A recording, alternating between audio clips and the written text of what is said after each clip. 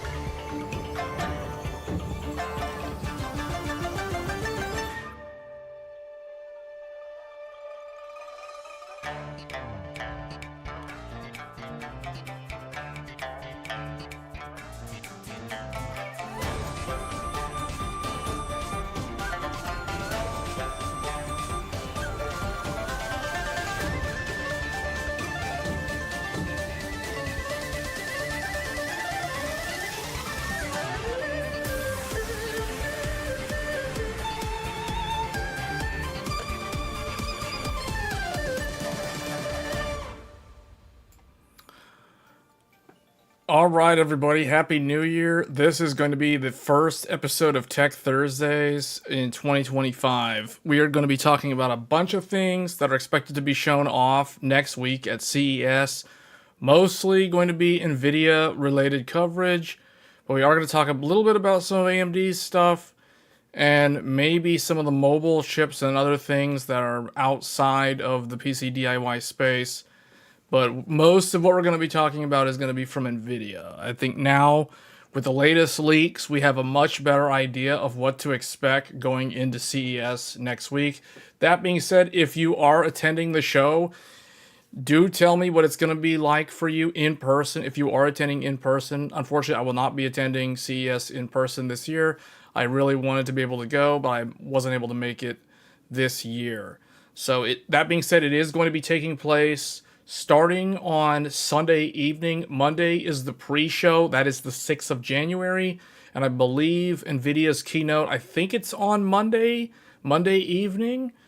Otherwise, the remainder of the show, the actual show, takes place from Tuesday through Friday. So that is January 7th through the 10th of next week. It's pretty much like this every single week. So hey Matt, hey Francisco, Stoika, let me tell you something. That's an interesting YouTube name. Let me tell you something. What's going on? Happy New Year, everybody. So yeah, we're going to be talking about CES. We have a better idea now of what to expect for these new graphics cards. We are going to also talk about another topic that has started to crop up because I was doing some research today. It was this morning. I was looking at inventory of graphics cards on various e-tailers and retailers, and the supply of GPUs is mysteriously starting to dry up. This applies to the entire product stack, all the way from the highest end GPUs all the way down to the entry-level GPUs. It is starting to become very hard to buy a GPU because there is something called crypto mining, which is starting to take off again. And we talked about this about a year ago. I had talked about how crypto comes in waves. Probably the paint segment on this live stream is going to be focusing on crypto mining because that, unfortunately, crypto is starting to come back. I say unfortunately for the gamers out there, the people that have been looking to upgrade their GPU. It looks like it's going to be very, very hard to upgrade your GPU over the next several months as crypto starts to take off. We are running into a combination of crypto in demand for mining once again. We have AI as well, which is going to gobble up the super high-end GPUs and make those incredibly hard to get.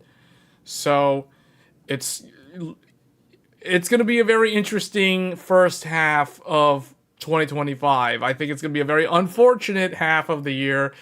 But thankfully, most of my viewers already did their upgrade as far as the entire PC goes, with the one exception being the GPU. So the GPU is going to be the hardest part to figure out here. Scalpers are definitely coming back. There is already scalpers trying to scalp the Intel, the new Intel GPU, the 580. The B580 is already being scalped, and they're already trying to sell it for double the price on eBay right now. So it's already starting. I was trying to buy the Intel limited edition B580 off of Newegg today. I added it to my cart. I proceeded to do checkout, and it was just like 2020, where you put it in your cart and you attempt to check out, and it's like, we're sorry, item is out of stock. Please try again later, or please save this item for later.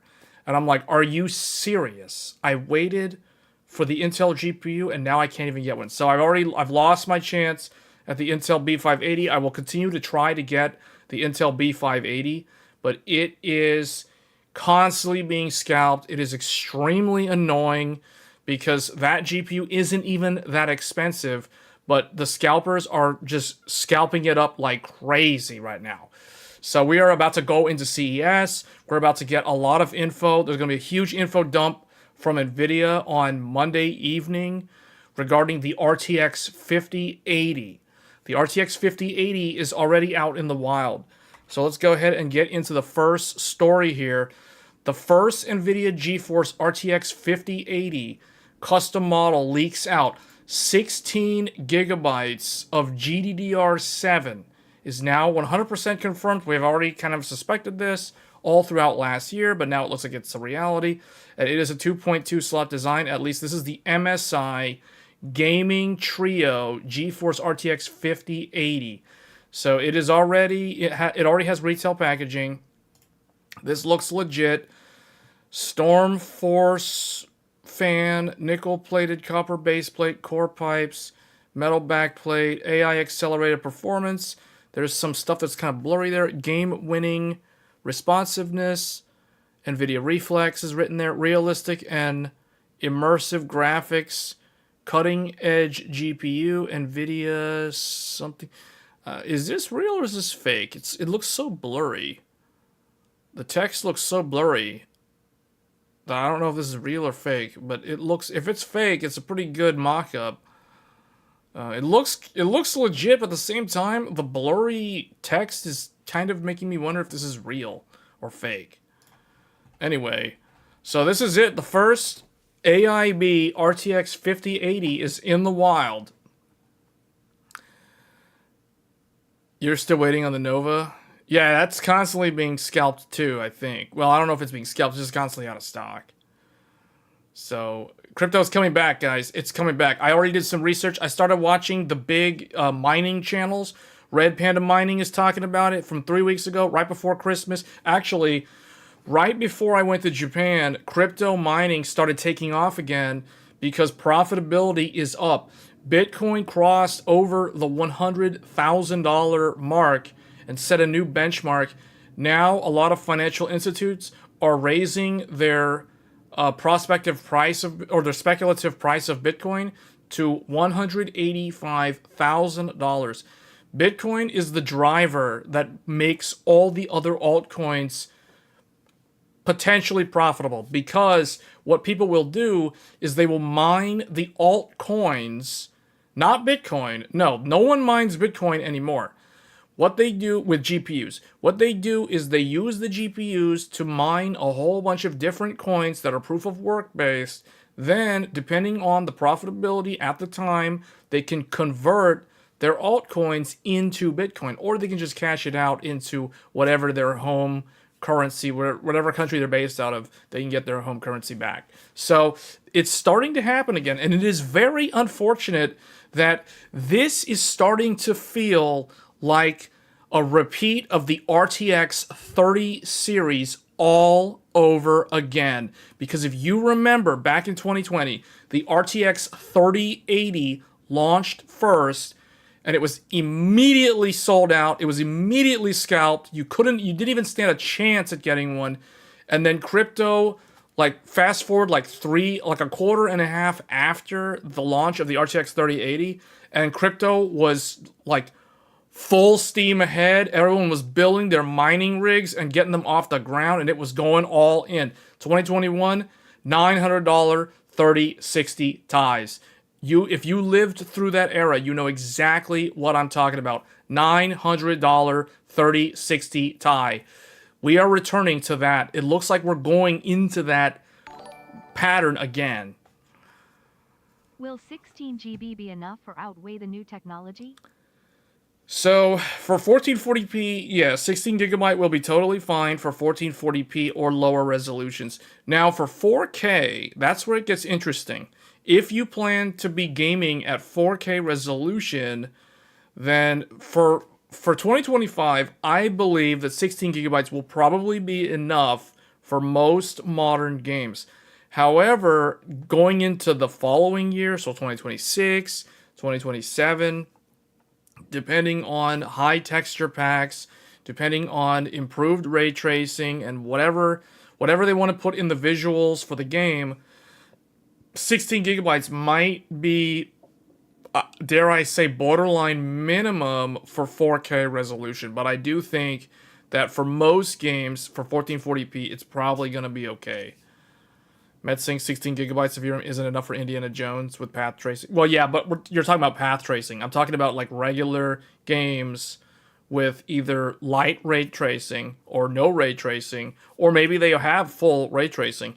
But I do think that for 1440p, for most games, 16 gigabytes is probably going to be fine. The only problem is this GPU, the 5080, is probably going to be way more expensive than the 3080 was when it launched. So it almost begs the question of, is it worth spending, $1,200 or potentially even more? And then you're having to combat scalpers. Maybe, we don't know yet, because I don't think. So the good news is, if you're planning on getting a GPU that is priced over $1,000, I don't know how attractive those GPUs will be to scalpers and people who are doing crypto mining. Because typically, the crypto mining bros go after the 70 class and lower. So 60, 70, 60 Ti is extremely popular for crypto mining, at least back with Ampere it was. So I do think that the mining crowd is going to go after the mid-range GPUs, just like they did last time. Because, like, ROI, return on investment on a $1,200 or $2,500 or whatever, like a really expensive GPU, the return on investment on that, trying to make your money back on a $1,000 plus GPU, especially if you buy like 6 of them, is not very easy to do. And it's very high risk. And because crypto is very speculative right now, although it's always been very speculative, I don't think the crypto people are going to be buying up like 50, 80 in bulk.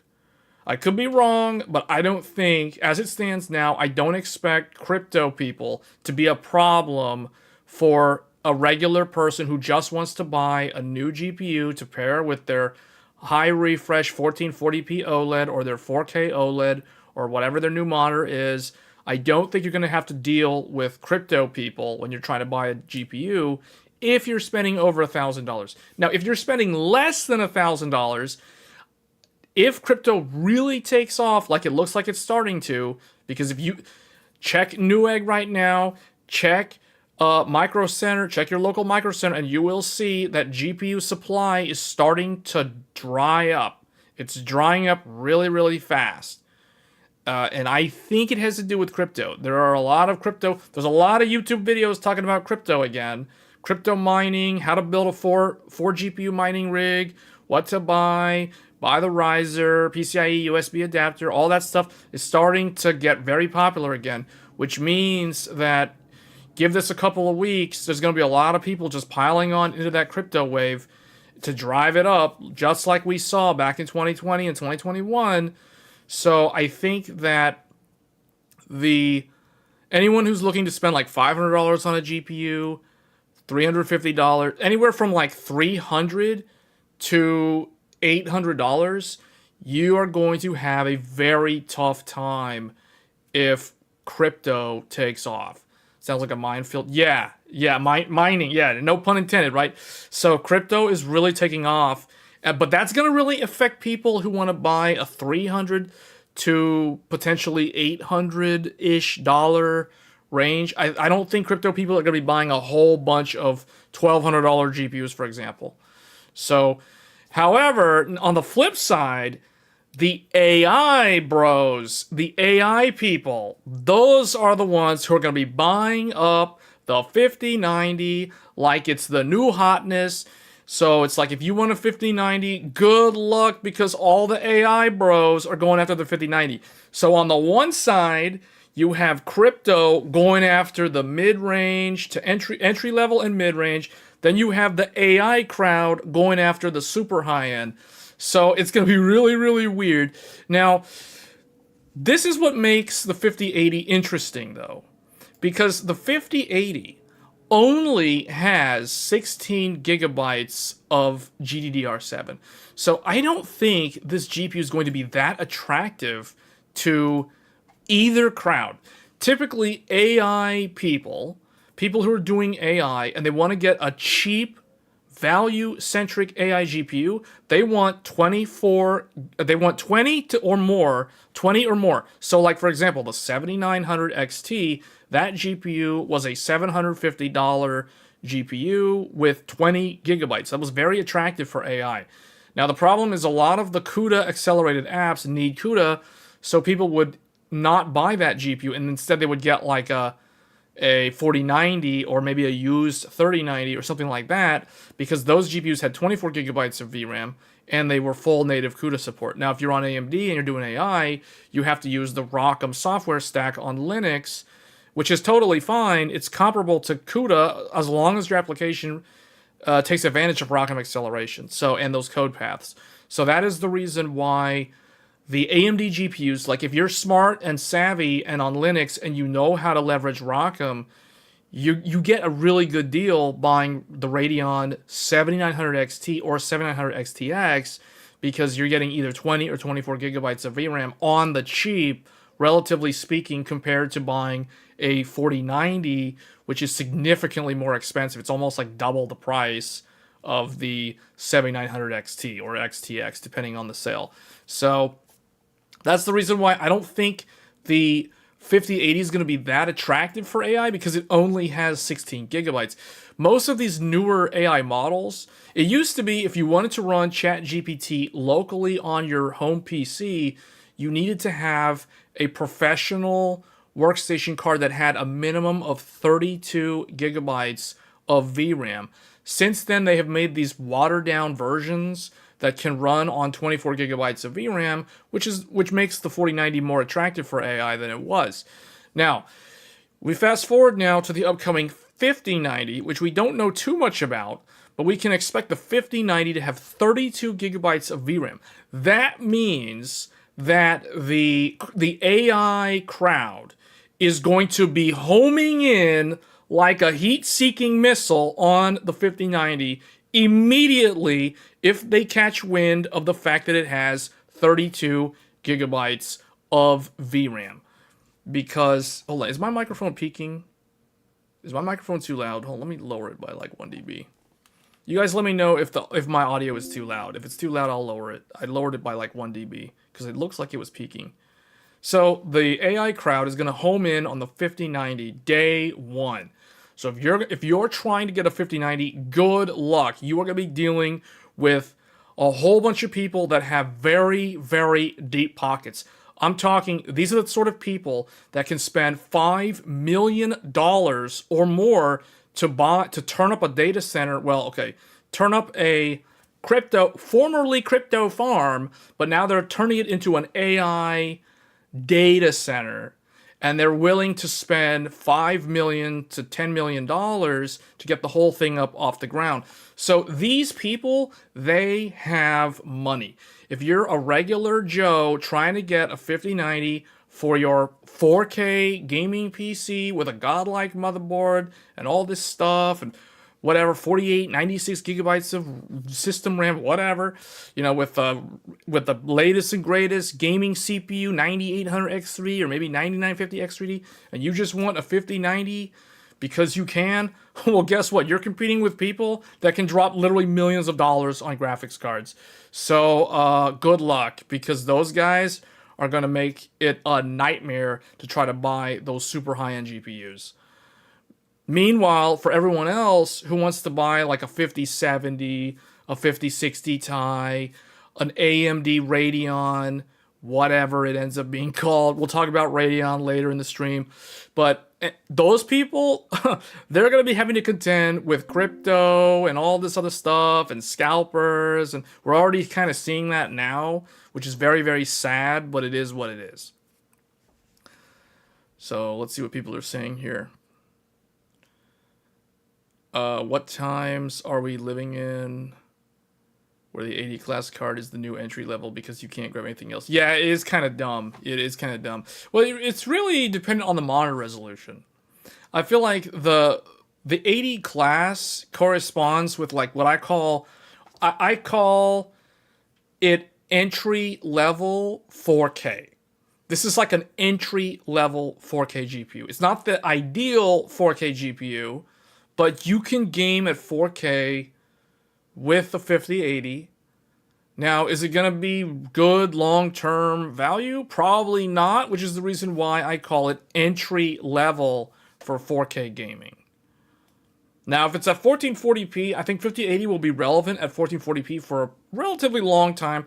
So let's put it this way. If you have a 5080 and you get it in 2025, you're one of the lucky ones that managed to get one in 2025, and you're gaming at 1440p, you'll probably be good to skip the 60 series, the next one. You'll sit on a 5080 for 3 or more years. You can do 4 years at 1440p. I would expect to be, if I had a 5080 and I was gaming at 1440, I would expect to be able to use it for its generation plus the next generation at that resolution. But you're capped. You can't go beyond 1440p. So if you only care about 1440p, then this is probably going to be fine. But if you're looking to do 4K, you can probably game at 4K with a 5080, but I don't think it will be a good choice for 4K when the 60 series comes out. So what I mean by that is the 5080 is only good for its generation for 4K, and after it gets replaced by the 60 series, there will be strong pressure for you to upgrade to the next one because it won't be able to cut it at 4K after it gets replaced. You can call it planned obsolescence. You can call it like Nvidia's basically trying to, force you to upgrade every generation. It is what it is. I mean, but that's basically how it's going to go down.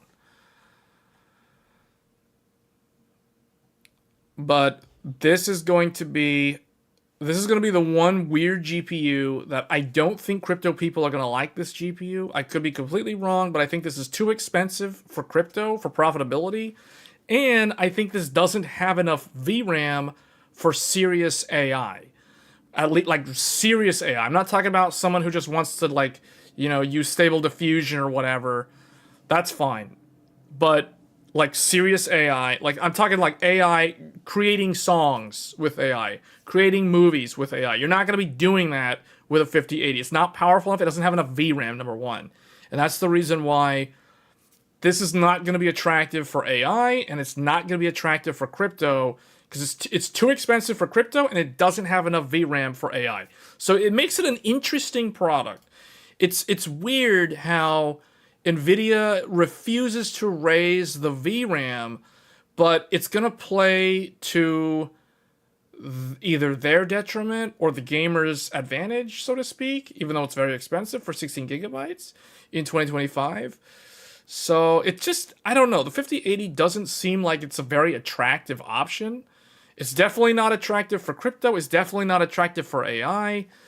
So it's one of those GPUs that I feel like the gamer crowd that's going to be left out in the rain won't have any other choice except to sink $1,200 or more, $1,400, whatever, on one of these because they literally can't buy anything else. Because it's impossible to buy the 5090 because the AI people are constantly bot farming it, getting it like constantly, and the scalpers are probably going to try to do that. I don't think the scalpers will be scalping too much of the 5090. I think it's really going to be the mid-range is where that's going to play out, especially if crypto really does take off. So you'd rather get 24 gigabyte 4090 than the 16 gigabyte 5080. Well, the thing, we don't even know what the new selling thing is, because you know how Nvidia makes like some, like they haven't even done the Kool-Aid yet, guys. You haven't even drank the Kool-Aid. You're making a statement like you're fully sober. You haven't actually gotten brainwashed yet with a statement like that. A statement like, oh, I'd rather get the 4090 because it has 24 gigabytes of VRAM for longevity. Like that statement is way too rational for Nvidia. They don't like hearing stuff like that. So the thing is, the brainwashing hasn't started yet.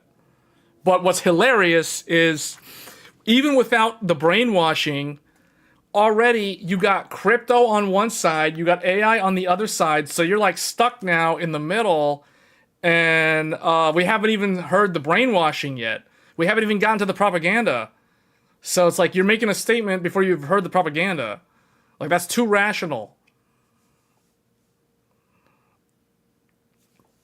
Current Amazon prices for RTX 4090 is $2,790. See, the stupid thing about that is that I can guarantee you someone at Nvidia in the accounting department that does the research on price points is looking at those Amazon prices. And they're like, whoa, are used 4090s, or maybe it's new, are going for that much on Amazon. People are willing to pay that much for a more than 2-year-old GPU with old technology. Ooh, I wonder what we should charge the new GPU as. You know what? Let's set the price real high. Let's set that bar real high. Let's do the bar raiser. Let's do the bar raiser like the Amazon employees. Let's do the bar raiser. You know what I'm saying? Let's raise the bar. Let's raise the bar, guys. Let's see how much they can handle. Let's see how much they can handle. Let's go for $3,000. Let's go for $3,000. Let's raise. Let's raise. Get those sales targets. You know what I'm saying? Get those quota counts to the AIBs. They got to make their numbers too. The partners got to make their margin too. Let's make it. Let's go. Let's go to $3,000. Let's go to $3,000. So there's pressure. There's definitely going to be pressure to raise that up. So, they don't do supers unless they do. Supers don't come out until the end of the generation, if at all. And you're right. Supers only come out if they have extra dies that are like physically different. Either they have more SMs on them or less, because they can go both ways. They can either go up the stack or down the stack. We've seen them do it both ways, and they can either do. So it's like, they don't have to do supers, or they can do supers. But yeah, it's like if they're not meeting their quotas, their quarterly targets are slipping, then they'll do supers.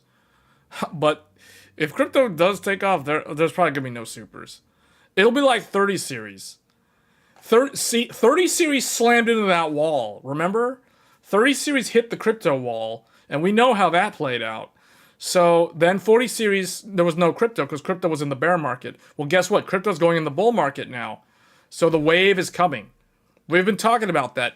There's ebbs and flows. The wave is approaching.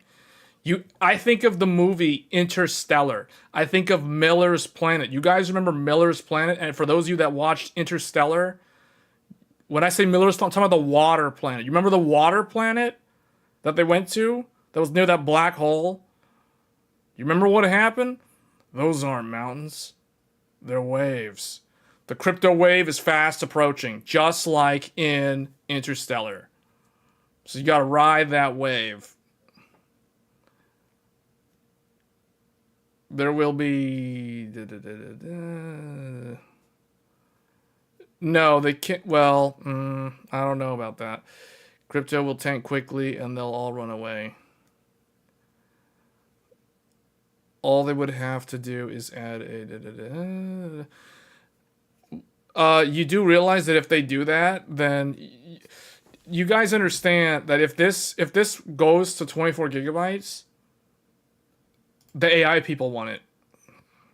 You understand that, right? The more VRAM this has, the more you'll have to contend with AI bros. If this has 24 gigabytes of VRAM, I can guarantee you right now, all the AI people will be buying this up day one.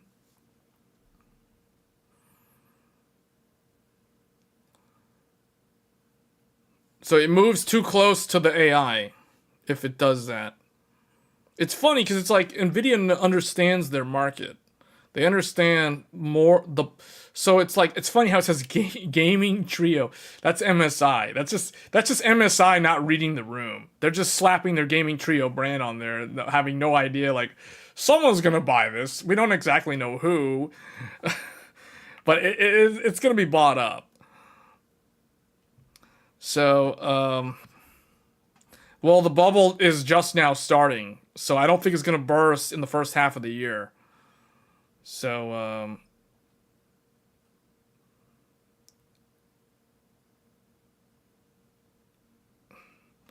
This, at 16 gigabytes, this is not an AI graphics card. And at $1,200, this is not a crypto card. So it's like, who is this for? Who is this for? Like, if I was running an AI company, I'm not gonna buy this. This is garbage value for AI. Like, and if I was gonna run a crypto farm, I'm definitely not gonna buy this because I can get much better value buying used GPUs that are in the mid-range. Like 3060 Ti. You can get like 4 of those, you know? You know what I'm saying? For like the price of this thing. So it's like, why would I get this? This is stupid. This is terrible value. This is terrible value for crypto, and it's terrible value for AI. It's not good enough for AI, and it's too expensive for crypto. So who is this for?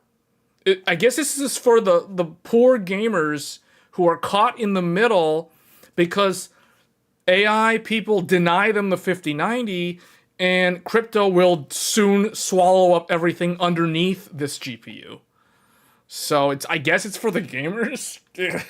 we haven't even gotten to Nvidia's propaganda, and it's all like, oh, you can already feel the pressure. You can already feel the spiritual pressure. Like you're being compelled. The gamers are being compelled to desire the 5080 because the alternatives are non-existent or unobtainium.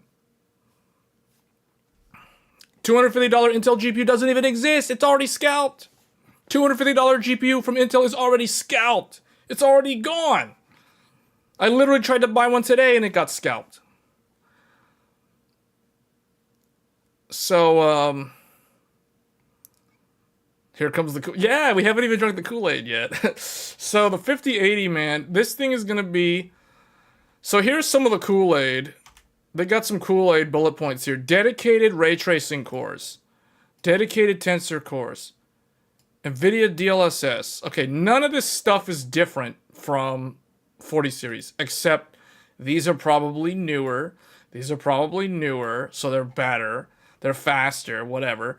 So game ready, and okay, no one cares. It's no different.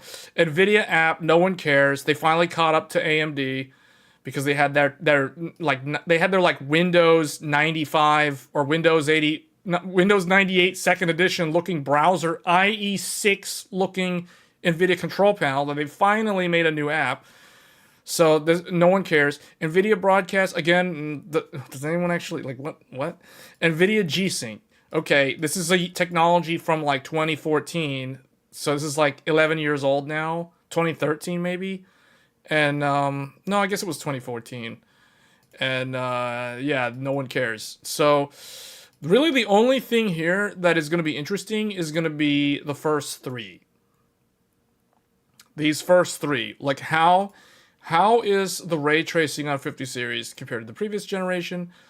How is the tensor cores compared to the previous generation?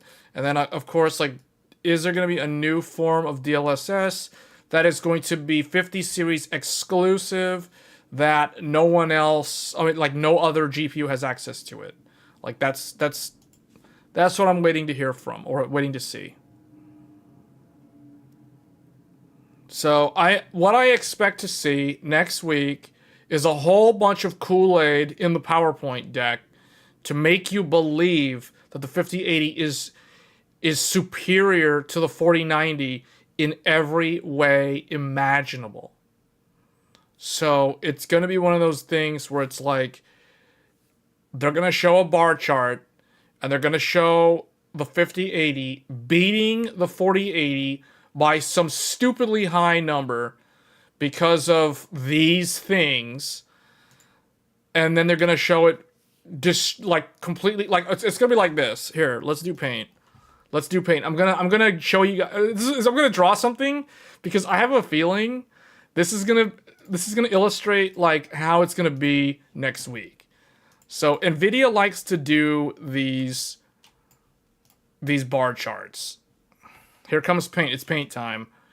So you know how they do like their little, Nvidia, you know how they are. You know how they are. They'll do their little bar chart.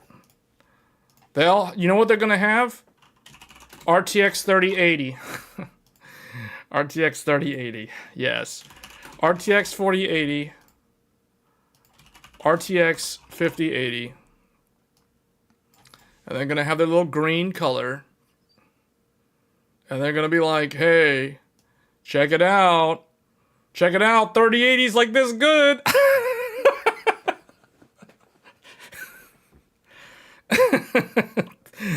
3080 path tracing. 4080 is going to be like this. 5080 is going to be like this. You already know. We can call it what it is. You know how they're going to do it. It's like, hey, check it out, boys. Look at this. Ray. It's going to be like Ray tracing.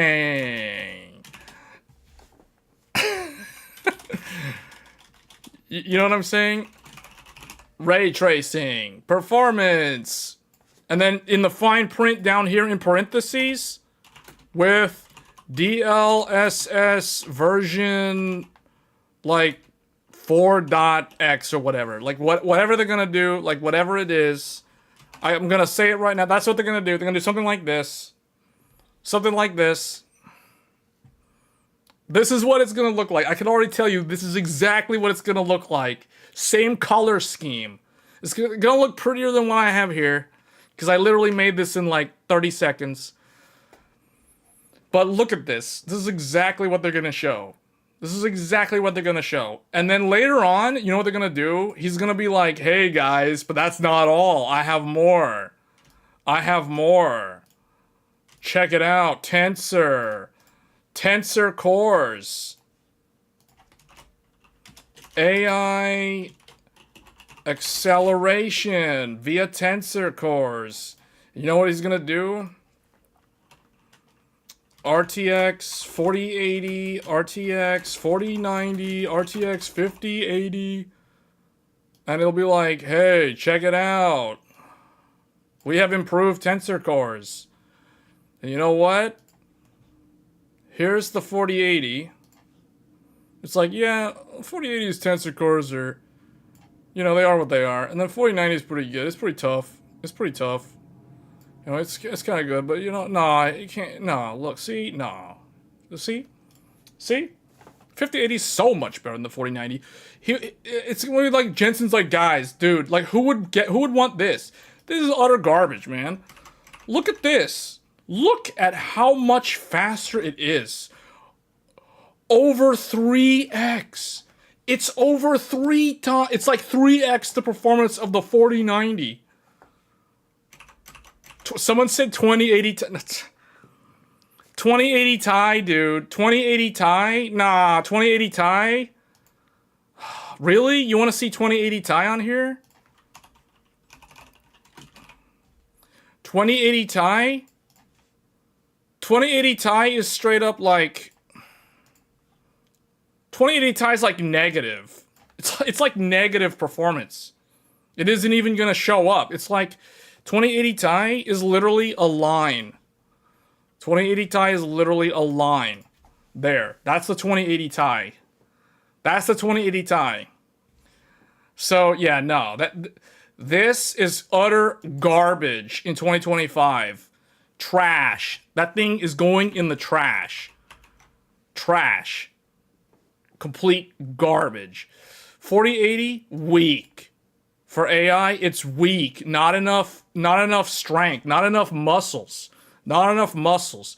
4090, full. Oh, okay, it's like 4090. Okay, with overclock, it's like a little bit better with full max overclock. 700 watts. 700 watt overclock. Barely any difference. Not even close. I tell it like it is. I tell it like it is.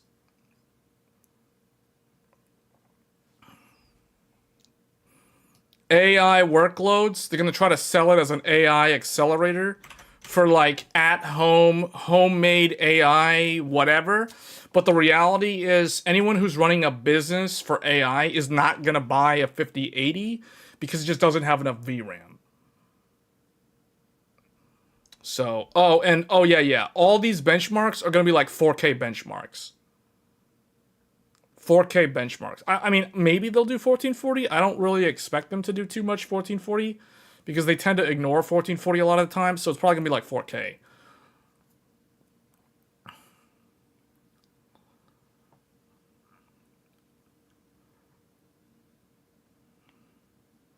You know, I feel like I'm gonna give people the wrong impression. There's probably gonna be somebody that jumps into this live stream. They're gonna see this and be like, "How does he know the bar chart? Where did he get the bar chart?" Because it literally looks like the real thing. The same stupid color scheme.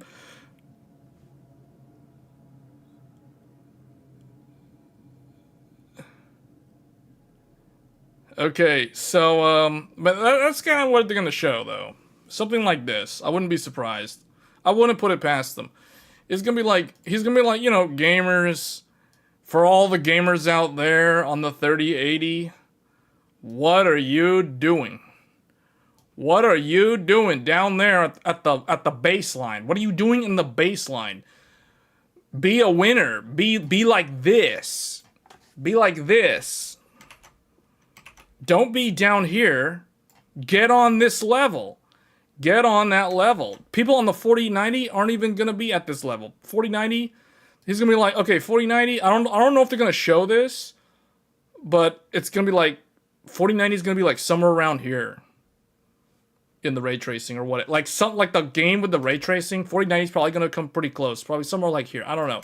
It depends on how much better their RT cores are compared to the newer one, or compared to the older one, I should say. But that's basically what it's going to be. I expect to see some comparison with DLSS and ray tracing, a whole bunch of nonsense talking about AI, and then that's basically what we're going to be. It's probably going to be like, the presentation is probably going to be like 90 minutes long, or maybe it's an hour long, and if it's going to be like 90% about AI and like 10% or like, it's going to be like 90% AI, 8% like ray tracing improvements, and like 2% will be like actual info about the product. You know what I'm saying? Like the price, the availability, all that stuff. Even if they even bother to talk about that. They might be so like into the whole AI discussion that they completely forget to announce the price and like when it's actually going to launch. I wouldn't be surprised. And then they just kind of like quietly drop it later in terms of that sort of info to the media in some kind of like behind the scenes press conference or whatever. You know what I'm saying?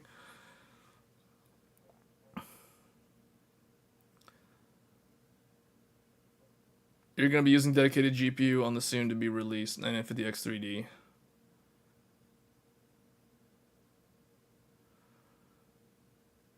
But this is the sort of impression that I think anyone who has watched these presentations from Nvidia, you guys know this is the sort of thing that they always show. It's like this type of stuff.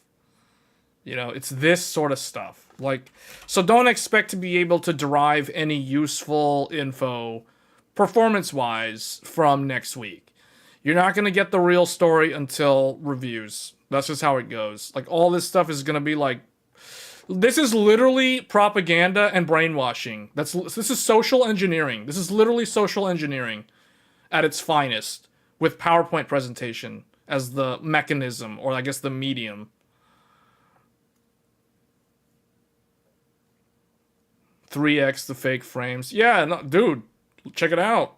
3x the fake frames right there. If RT is not important, XTX will be the best option. Yeah, the problem with the XTX is like, good luck trying to buy one of those, because those are like almost impossible to buy right now. Well, 4000 series is anyone even able to see an XTX in stock anywhere? Because I checked XTX. Like, Newegg has a few of them, but they're like very few of them. Micro Center has none. Best Buy has none. Like, all the XTX are gone. Best Buy has XTX? Like, for real? Or it's like, you gotta order it in this, like, 3 weeks out.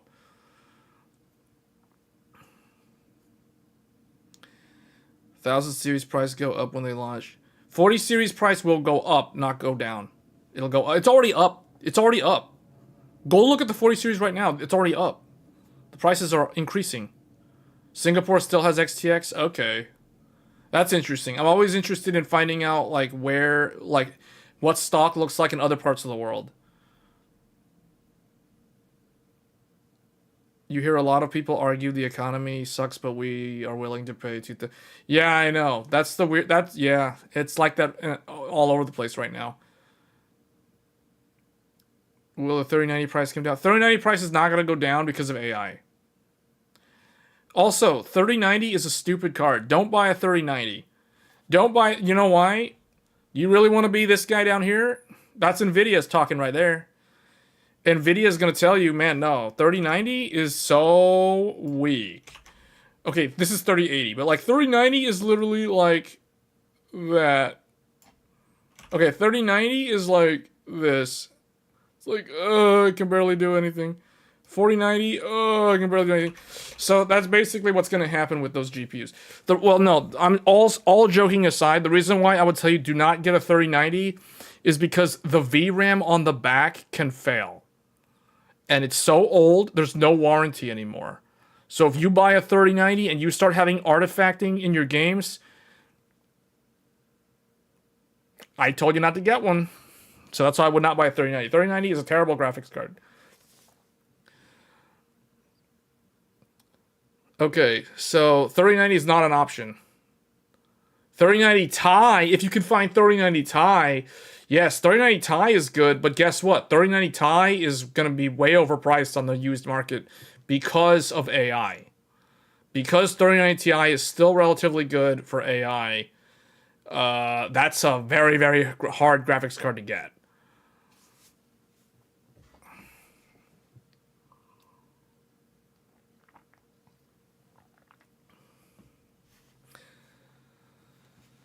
$3060s are going to get gobbled up for crypto soon, if not already. I know that the 40 series cards are all gone in the local markets.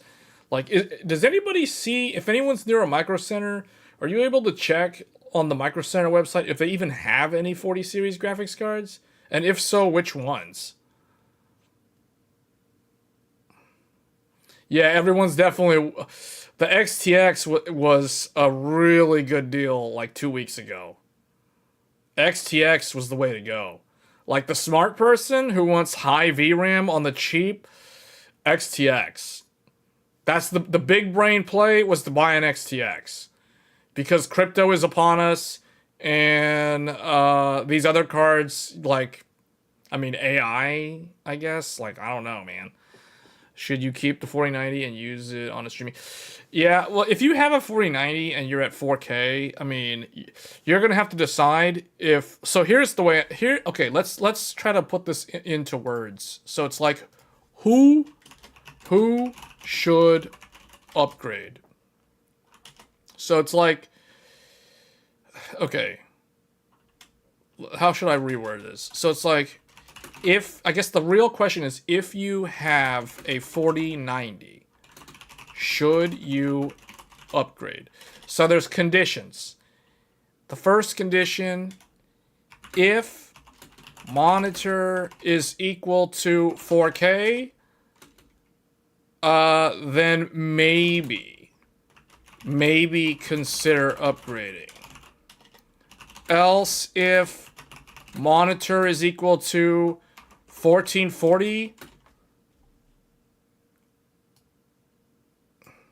skip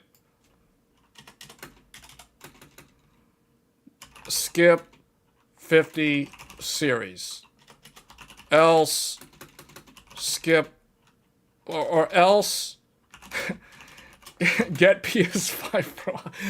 Okay, I'm joking on this last one, but it's like console gaming. It's a meme, but it's like, yeah, if it's like pretty much you don't have this, then like if you're at 1080p, I don't know what you're doing, but in 2025, if you're a tech enthusiast at least, but you know, like this is for the people who have 4090. It's like if you have a 4090, if you have a 4K monitor, then you can consider upgrading. But the only upgrade is going to be a 5090.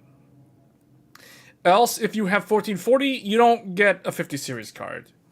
If you already have a 4090 graphics card and you're playing games at 1440p, you don't need a 50 series graphics card. I'm just keeping it real. I'm telling you this before the propaganda and the brainwashing commences next week.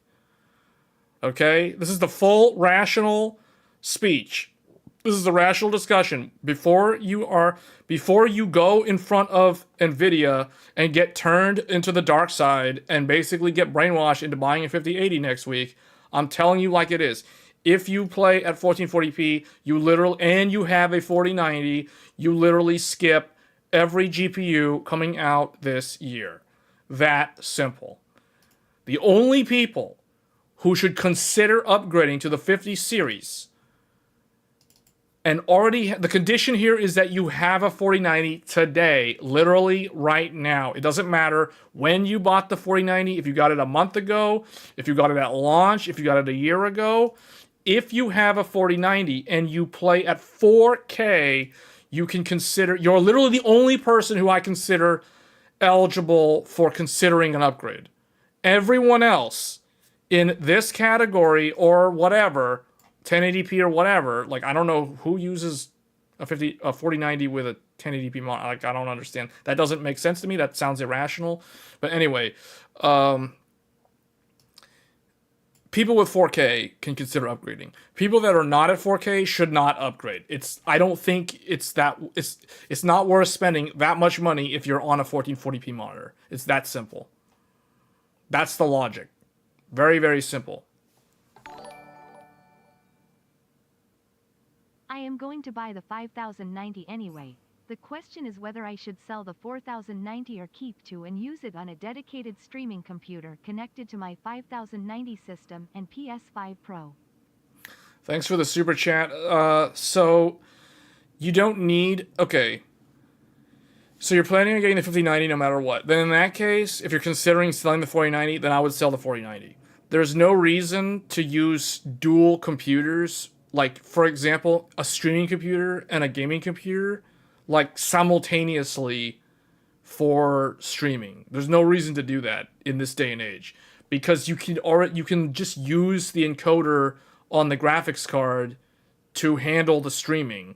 So that, therefore, you don't actually need a second computer for streaming anymore. The dual PC setup for streaming has been a thing that was only really relevant from like 2011 to around 2017, basically 1080 Ti. Once the 1080 Ti came out, I feel like dual PC streaming was completely unnecessary. But it was more so, I guess I shouldn't say 1080 Ti, because 1080 Ti was not, like, compared to CPU encoding, 1080 Ti was not good. So I take that back. It's more so when the 20 series came out. I guess 2018 was when you finally really didn't need a second PC as a dedicated encoding box, because GPU encoding got significantly better at that time that you no longer needed a second CPU or a second PC. So yeah, what I would do if you're absolutely sure you're going to get the 5090, what I would probably do if I were you is keep the 4090 until you can guarantee that you get a 5090, because you're going to be dealing with a whole bunch of scalpers, AI people that are going to also try to buy the GPU at launch. So if you really want the 5090 and you've already decided that you're going to get one, then you can keep the 4090 until you can actually get the 5090. Then once you get the 5090, then you can go ahead and sell the 4090. I would not sell the 4090 because I know there's a lot of people that do this, and I don't understand why they do it. There's a lot of people out there that literally they sell their old computer parts before they get the new one. Like, I don't know why they do that. I guess they need the money to buy. I guess they need the money from selling the old parts to use to buy the new parts. But I don't know, because, like, especially now with all the volatility of crypto and AI, like, I would not risk selling off my GPU, like assuming I didn't have an extra one. You know what I'm saying? Like obviously it's like I have multiple GPUs, but I'm just saying in general, I would not feel comfortable selling off my only high-end GPU before I have the replacement GPU, if that makes sense. Finances are a thing, yes, but the thing is, most people that are gonna buy something like a 5090 would buy it on a credit card, and they would just pay it off. So I don't understand, like, you see what I'm saying? Because it's like you buy it on the credit card, and assuming the transaction goes through and you actually secure the 5090, then you can sell the 4090. And then you just like use that money to pay off the credit card balance for the 5090. You know what I'm saying? Like instead of like paying the cash, well, it's weird. Like I don't know. Like people do whatever they do, but I don't know. I don't do that. So but yeah, I would recommend buying the 5090 and then selling the 4090.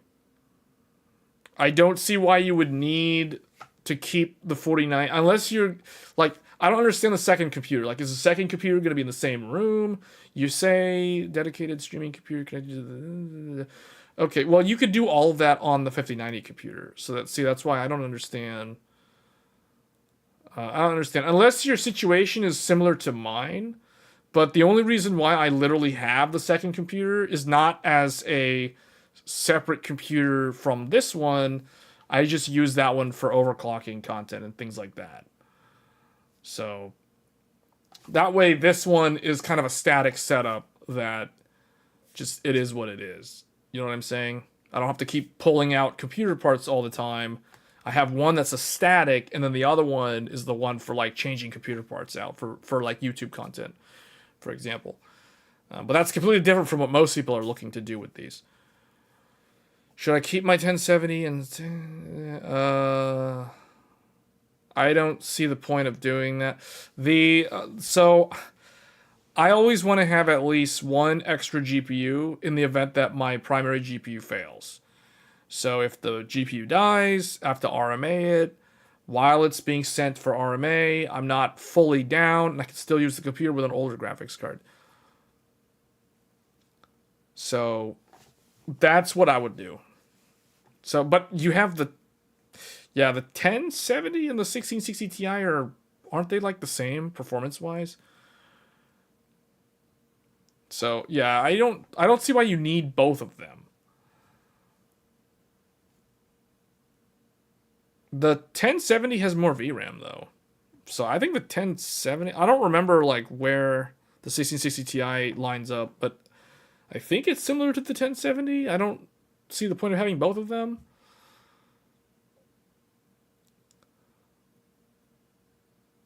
How large case do we need for 1012? It's the same as all the others. It's not any different in size.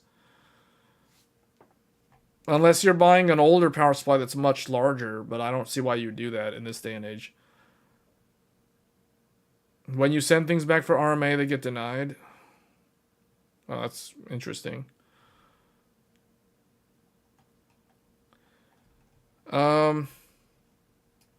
Yeah, well, this is pretty much the logic. So I'm going to delete that because this looks nice. I like how this presents. This looks like Nvidia's own PowerPoint slide. Return material authorization. It is basically you have something wrong with the hardware. It's defective because something happened to it, and you need to send it in to get replaced. That's what an RMA is. You have a power color Red Devil 6600 XT for a backup, just in case. Okay. Yeah, see, so in that scenario, yeah, exactly. So, anyway, going back to the article here. Next week, it's all going to be about AI with some discussion around the RTX 5080. Now, depending on how much they want to talk about AI, like, I don't know how much hardware they intend to actually get into. I don't think, typically CES, they don't talk too much about hardware. They don't spend much time on hardware. It's more about self-driving cars digital twin, AI this, automotive. It's going to be a lot of automotive. It's going to be a lot about like AI use cases for medical, AI use cases for the film industry, AI for like business office work and accelerating all kinds of tasks. I expect the majority of what Nvidia talks about is going to be AI in IoT, in maybe cybersecurity, in film and medical. I think that's real. And robots. Yeah, robots. Yes. Yes. Robotics. Yes. So that is what I expect.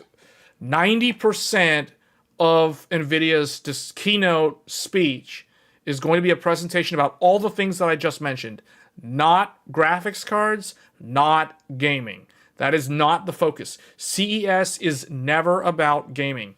So they might just randomly talk about this for like 30 seconds or 1 minute maybe. And then, I don't know, they may not even talk about when it's actually going to launch. I don't expect them to actually tell us when it's going to launch. I don't expect them to tell us how much it's going to cost. Maybe they'll do that. If they do it, it's going to be so fast that you're probably going to miss it because you're probably falling asleep during the presentation. So that's what I think is going to happen. It's going to be 5080 and a bunch of AI stuff. And that's pretty much all it is. I don't think they're going to talk about 5090, to be honest. Like, maybe. I don't know if they should. So what else is in here? Oh, maybe they'll talk about the laptops. So Nvidia GeForce RTX 50 Blackwell laptop GPU spotted. RTX 5090 laptop, 5080 laptop, 5070 Ti laptop, 50... Whoa, this is a lot of leaked GPUs for the laptop stuff. Nvidia's have been spotted. Okay.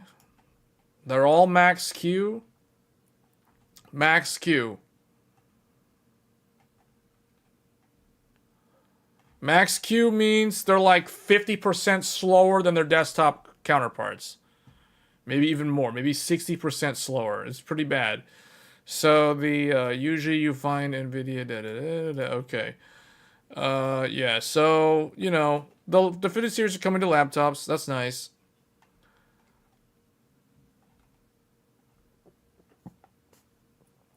$5090 laptop has 16 gigabytes. 5080 laptop has 16 gigabytes. So that's pretty much, yeah, okay. 5090 laptop is never anything close to 5090 desktop. Just saying. It's like that every single generation. So, I guess that's pretty much it for the GeForce RTX. In other news, Bank of America expects its, in quote, sector top pick, Nvidia, to officially announce its entry in the AI PC market at the upcoming CES. This story comes to us from WCCF Tech today on January 2nd. So it says here, Nvidia stole the proverbial show in 2024 because of the AI. All right, here we go. While the big themes have already been mentioned in the media ahead of the event, we still see CES as a positive catalyst, reasserting NVIDIA's platform dominance / opportunity in high growth markets. So that means that AI is going to be number one. Everybody already knows this. And at the upcoming show, they expect NVIDIA to provide critical updates on its overarching robotics strategy. Oh, here we go. 2-hour presentation on robots. And 1 minute mentioning 5080. Somewhere buried in there. At the very end, probably. And the Jetson Thor platform for humanoid robots. Which aligns with the emerging theme around... Oh, this is the new theme. I didn't even catch this. I remember someone was talking about this. Physical AI. Now we're getting into physical AI. That is going to be the major theme at CES this year. A few minutes ago, I mentioned IoT, Internet of Things. Basically, your refrigerator is going to be getting AI, your washing machine, your dryer, they're going to get AI, the toaster is going to get AI, the stovetop's going to get AI, physical AI. Here we go. Cars need AI, trucks like semi 18-wheeler trucks need AI. So all the physical things are going to be getting AI next. So soon they're going to be singing songs to praise AI. So this is what's coming next. The Bank of America analyst also expects Nvidia to launch RTX 50 series, the PC gaming variants of its Blackwell GPUs that are expected to boast of enhanced neural rendering and faster GDDR7 memory. So they're going to show benchmarks for neural rendering. And they're going to look like what was shown here. I said AI acceleration. Think of this as neural rendering. 2080 Ti can't even handle it. 4080 barely handles it. 4090 also insignificant at neural rendering. Therefore, the true next gen is ready for neural rendering.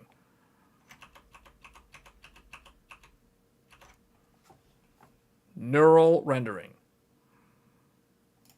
That's going to be the majority of what it is. And faster. Moreover, expects NVIDIA to provide another update on its... Okay, here we go. Data center AI GPU lineup, including the current gen Blackwell, GB200, B200, the second half upgraded variants, GB300, B300, more memory. So the 288 gigabyte HBM, high HBM, 3E12 stack, 288 gigabytes of VRAM for more accurate AI inference, and Tensor on next-gen Rubin. They probably should also mention the networking piece of this, because with these sort of interconnects, and they want to interconnect these, they got to go very flat. Like, this is insane amount of RAM on one die. So it's like, with that HBM, that's a lot of VRAM. 288 gigabytes of VRAM. So they're going to need a whole bunch of those, because the people that are willing to buy this, they have all the money. They're ready. They're ready and waiting. They cannot wait any longer.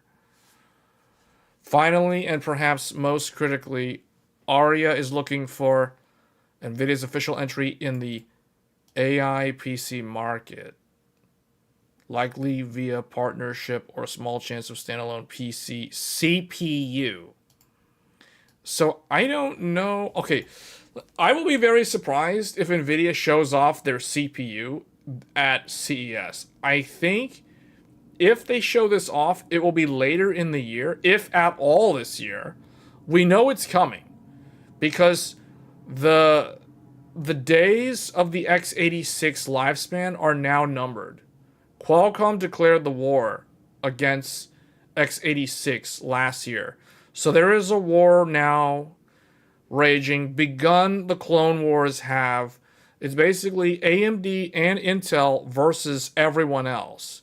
So AMD and Intel have formed a partnership, and Intel needs all the help they can get for obvious reasons, but they kind of are supposed to be allies, sort of now. Strangely enough, they are.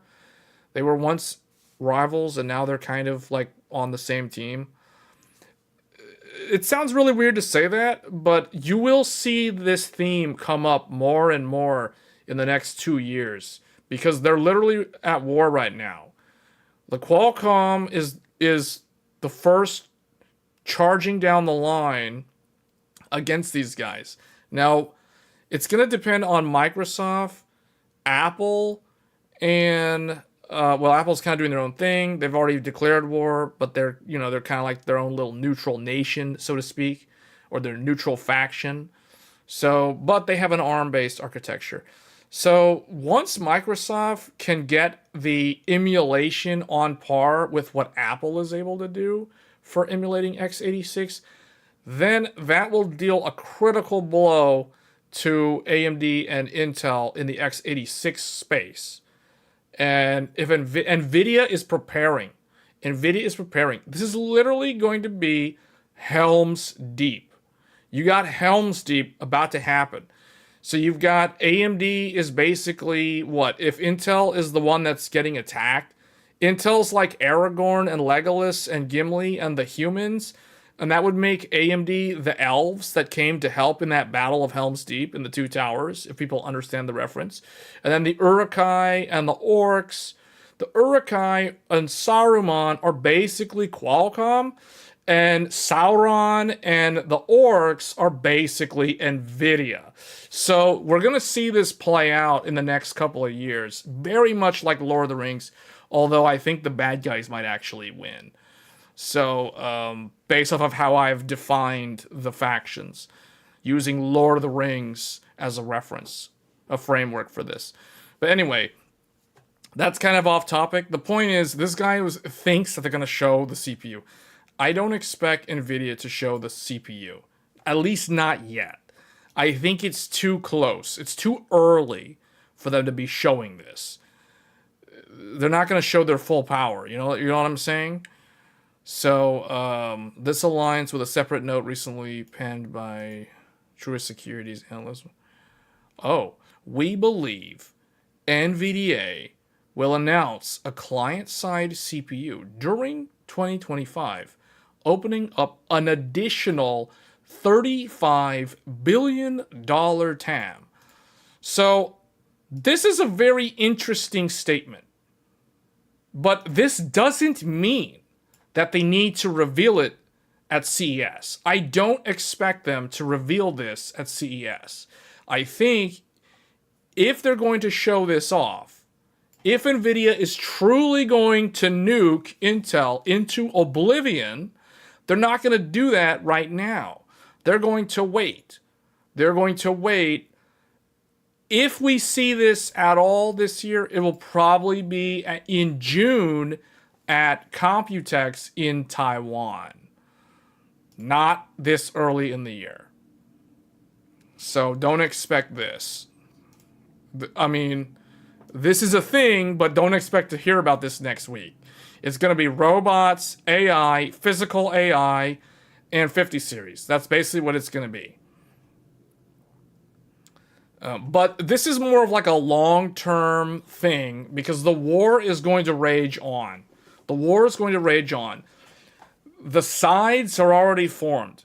You have Qualcomm, you have Nvidia, you have Microsoft, all teaming up on one side of the fence, or on one side of the battlefield, I should say. On the other side, you have AMD and Intel, and possibly some other lesser known in the PC space, but more known in like the networking space. And so, for example, Dell, Cisco, Arista, basically the network companies that sell data center network equipment, they're going to probably want to side with Intel and AMD on this battle, against Microsoft and Nvidia and Qualcomm and not really Apple, but kind of Apple, because Apple's the one that started the whole thing. So in the sense that Apple went to ARM and said, bye, Intel, we don't care about you anymore. So I think that sort of started the trend because Apple's the trendsetter and everyone follows what Apple does. So now it's like Microsoft's like, oh, we need to do that too. Bye, Intel. Bye, AMD. We're going to Qualcomm. See ya. NVIDIA wants to make a CPU. Yeah, come over, man. Come over. Team up with us. So Microsoft, NVIDIA, and Qualcomm are teaming up. So basically all the really big, like we have lots of money companies are teaming up. That's literally Sauron and Saruman with their copious amounts of orcs and Uruk-hai soldiers to wage this war. Meanwhile, you've got AMD and Intel, which is like the elves and the humans, and they're like, oh, and the dwarves are in there too, and they're like, okay, we're kind of the last bastion of hope for x86, for the x86 banner, you know what I'm saying? But okay, this is way off topic, but that you're going to see this play out more and more over the next several years. So it'll be interesting to see what happens in the CPU space. But the CPU space, we talked, that was really a theme for 2024. This year, it's going to be all GPU focused. So also coming back in light of the anticipated developments at CES, the buy rating from Bank of America on Nvidia shares has been upped to a $190 stock price target.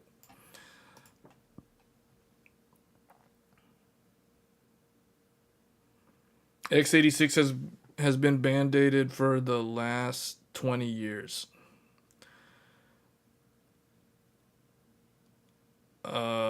Unfortunately, I don't have the Tai Chi with me, so I can't do that video.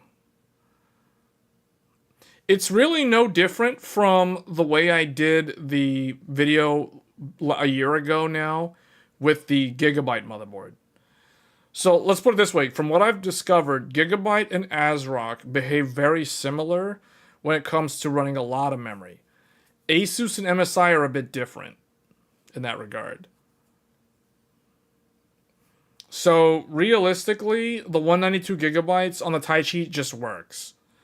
Like, it will work with the settings that were shown in the first video from January of last year.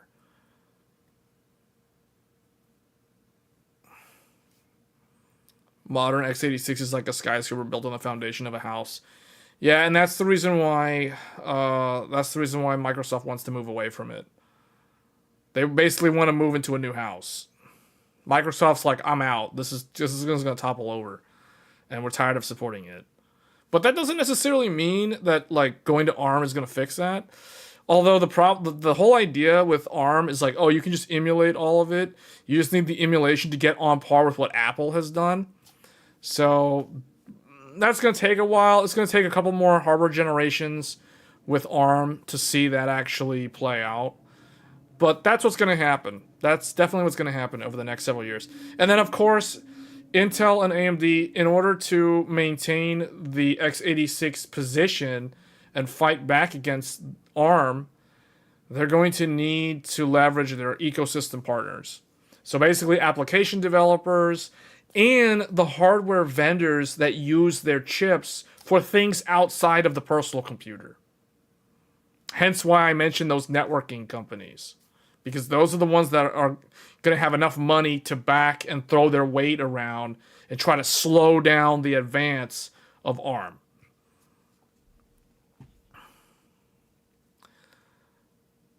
ARM hasn't really done any meaningful gains. You sure about that? Last I checked, Apple is ARM exclusive now.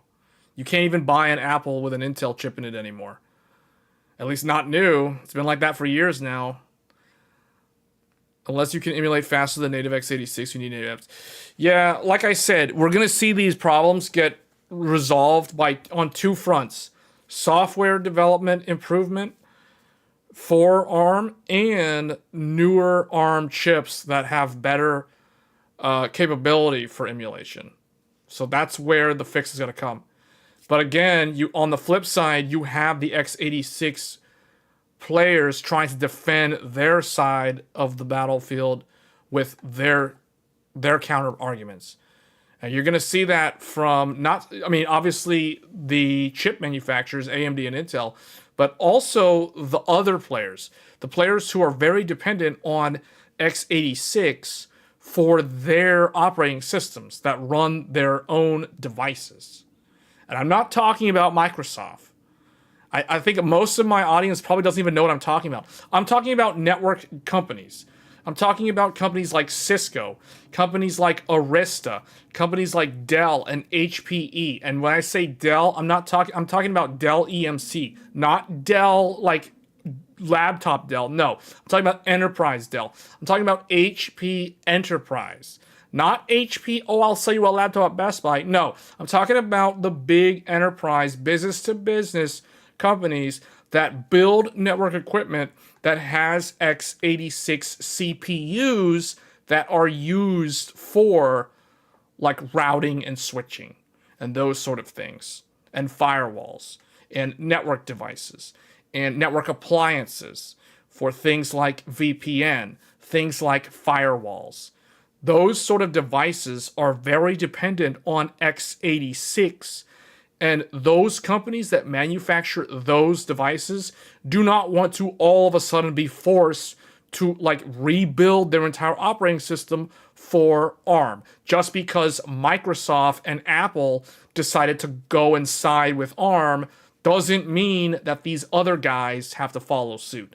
And that is where I think the strongest defense for x86 is going to come to like the surface over the next 2 years. We'll see this play out.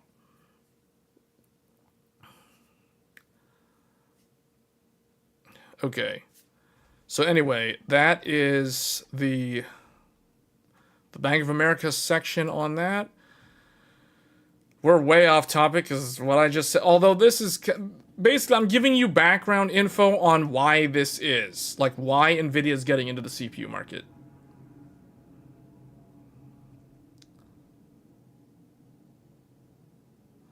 Are supers just extra VRAM or it's faster? Forget about supers. That's irrelevant in this discussion. You're just wanting a 5090 to play games with path tracing. Well, okay, if you're at 4K monitor, if you have a 4K monitor, good luck, because you're going to be up against a whole bunch of AI people that are also going to be buying up the 5090 in bulk. Okay, let's change gears here now. That's enough of Nvidia. We've talked about Nvidia pretty much the whole stream, and we've been talking for 90 minutes. So AMD's Radeon RX 9070 series GPUs to see a confined launch in China. AIB models expected to hit markets by March. Okay, this is in line with what I had said like a month ago when we first kind of started talking about the rumors on RDNA4. So RDNA4, this might be the gamer's saving grace. Unless this thing is really, really good at crypto. It remains to be seen. But this GPU, depending on how good it is at the 1440p monitor resolution, at how good it is at path tracing, at ray tracing, at all that other stuff, this could be the best GPU of 2025. I think this GPU is probably poised to be the best GPU of 2025 this year, because it could be priced at a good price point, which means it's relatively easy to get for most people that are serious about building a good gaming computer that can handle pretty much any game at 1440p resolution. Now 4K, I don't expect this to be meant to be a 4K GPU. This is probably going to be what I consider an entry-level 4K GPU. But so the lower this is priced, the more attractive it's going to be for crypto. And the rumors are that it has 16 gigabytes of VRAM, which is very good for crypto mining. Like if you have a 16 gigabyte GPU and you want to do crypto mining, you don't even think about the GPU becoming irrelevant for crypto because the DAG files are never going to be that high. At least not for the next 3 years. So I think this might attract the wrong crowd. It might attract the crypto people if this is priced around, say, $550 and it has 16 gigabytes of VRAM and its rasterization performance, which is typically a indicator of mining performance. Not really, but it can be. This could be the mining crowd's favorite. I don't think it'll be the favorite graphics card, but out of the new graphics cards, this is probably going to be one of the like popular mining cards. If it's around $500, $550, I think it will be good for crypto mining, and it'll be very attractive for crypto mining. However, if this GPU is like $600, $650, I think that will keep crypto people, it'll make crypto people like second guess the decision of whether or not they should buy like 6 of these at once. So, is ultimately it's going to come down to price. Like people have been saying, with the AMD cards, they always have to be at an attractive price point. Well, they don't always have to, but if they want to be commercially successful, they do kind of need to be more competitive pricing wise, because they don't have that reputation that Nvidia has as the industry leader. And that's the reason why, unfortunately for AMD, they cannot just like be like Nvidia and try to just be greedy and be like, oh, we're going to price it like way up. No, they can't really do that. Otherwise, it just won't be as commercially successful as an Nvidia card at that same price point. So I think that because of that, this is probably going to be priced around, I would say like 550, anywhere from like 550 to 650. Now, 650 is going to be on the high end. 550 is going to be on the lower end. 600 will be in the middle. So 599 will be in the middle. AMD tends to always price to the lower end of where I always kind of expect them to be. So they could potentially even be like 499, 500, which would be extremely good value if this was 499. Because this is essentially priced the same as a PlayStation 5 while offering rasterization and ray tracing performance that is significantly better than even the PlayStation 5 Pro. So that is the reason why I think, like $600 or no, $500 would be excellent for this GPU. But anything lower than that, I don't expect that to be the case because we kind of know how fast this GPU is. So the appropriate price range is what I just said. 550 to 650 is where this should launch, somewhere around there. If the performance rumors are true. But it says here, AMD's Radeon RX 9070. That is such a weird name. 9070? Okay, they're trying to make it sound like it's an Nvidia card in terms of the numbering. Series in China are expected to see a wider availability by February, with AIB partners jumping into the supply chain by March, 3 months after launch. Okay, so if AMD does a press conference or a keynote, well, they're not going to do the keynote because Nvidia's doing the keynote. If AMD has a presentation of their own next week, I think it would be a good time for them to talk about this GPU. I don't think they're just going to like go all out on this GPU, but I think that they could talk about this GPU for like 5 to 10 minutes, and I think would resonate with a lot of people. We already know what Nvidia is going to do, but AMD, we don't really know what they're going to do. They're going to talk about AI. They're going to talk about like what they've done. AMD likes to talk about the history, like they like to show, oh, we have been the pioneers of innovation. We were the first company to do to break the 1 gigahertz barrier. They like to tell that story because yes, they were the first to have a 1 gigahertz CPU. And then they're the first to do like integrated memory controllers. They don't typically advertise that, but they do sometimes bring that up. They basically show like a timeline, like, okay, we did this in like 2002, we did this in 2004, we did this thing and in like 2010 or whatever. Like they talk about their accomplishments, and then they talk about like how, AI is the new thing, and just like how the internet was the big thing, now AI is the new big thing. And our GPU has AI built in, and it's our first iteration with dedicated ray tracing hardware that's actually hardware for ray tracing, not for like dual function. So basically, AMD could present well, is what I'm trying to say. Like they could present what the gamers want to see. They could literally present to the gamers. Muhammad, thanks for the sub. Welcome to the channel.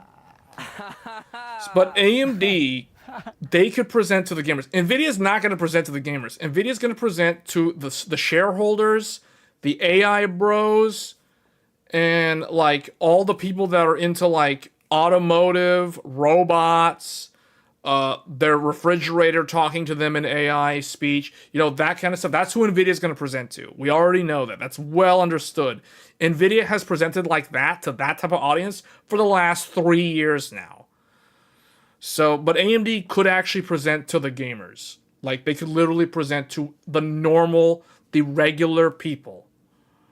So, who knows? Maybe they'll do like Nvidia and they'll just talk to the AI crowd. But I think they have the potential to have the best GPU of this year with this thing. In terms of the value, in terms of the functionality, in terms of how interesting it is, because it's probably going to be the first AMD GPU that actually has hardware on the die that is dedicated only for ray tracing and the Tensor Core ML type things.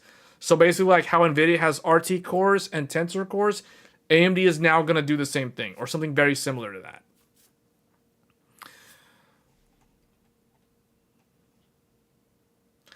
The latest news. Okay, where is this coming from? Where is this leak coming from?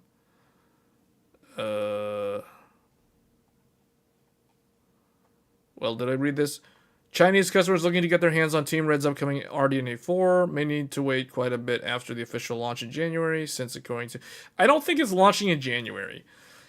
Maybe. I don't think so. AMD's... I think it'll be announced, not launched. There's a difference. AMD's plans for China may be a bit different compared to global markets. The source quotes AMD's internal department claiming that AMD's 9070 may not be shipped to the Chinese markets in January, and the earliest regional consumers can expect to get their hands on the GPUs by February. I mean, okay, like, everyone in China is going to be on vacation anyway in January because of the New Year, so it's like, whatever. The latest news is the officials, okay, yes, how wonderful. The highest end model of the 9070 XT may not be shipped until February after the spring. Okay, very good. All right, an interesting point to be made here is that AMD's reference GPUs will most likely be available by February, and in terms of other models, well, their presence in the markets could extend up to in March, which means that Chinese consumers will have to wait around 3 months if they intend to get their hands on the custom model. Such a type of launch is instead a business move by AMD, given that... this article sounds really dumb. They're going to do their thing. Like, don't expect them to launch the same time as Nvidia, because why would they do that? That's stupid. So they'd just be eclipsed. We know what happened to Intel when Intel tried to launch the same day when Nvidia launched. It just did not go well for them. So, no, they should launch when... They need to launch, like, either before or after Nvidia. Not with Nvidia. That's dumb. You don't launch with them. You launch, like, either before them or after them.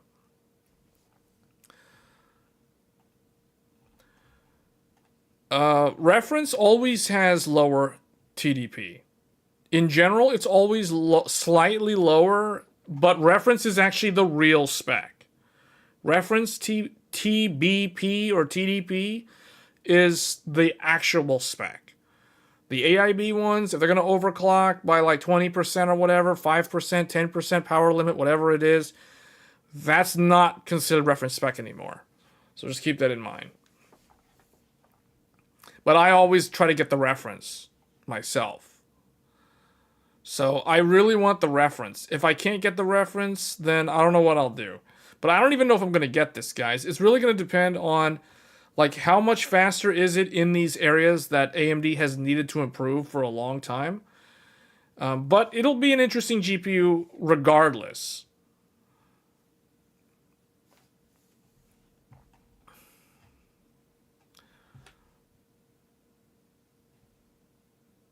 Nvidia lower card will be like...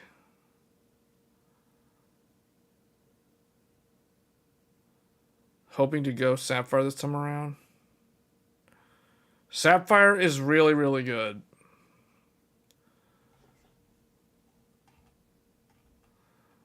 Well, anyway, this is... this article doesn't really say anything, except it kind of indicates that the time frame for this GPU would be either late winter, early spring. Is what this means. That's what it's indicating to me. And I think that's not only for China. I think that's going to affect like the global market as well.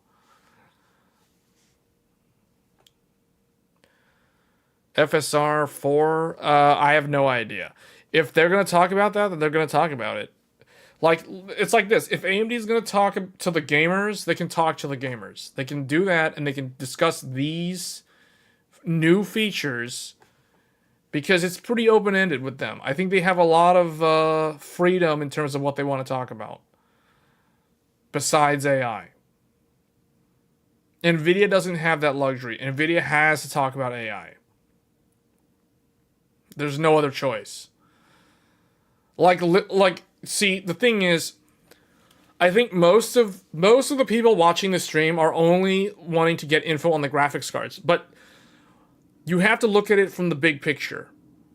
Now, I'm looking at it, I'm imagining, like, if I was one of the people, either the AI company or the Nvidia shareholders or an Nvidia board member, like if I was on the board of directors at Nvidia, they must talk about AI.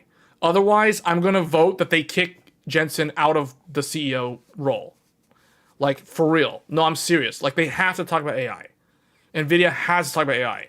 Otherwise, I will not be happy. Like, if I was a board member, they have to. You know why? Because you have to drive that.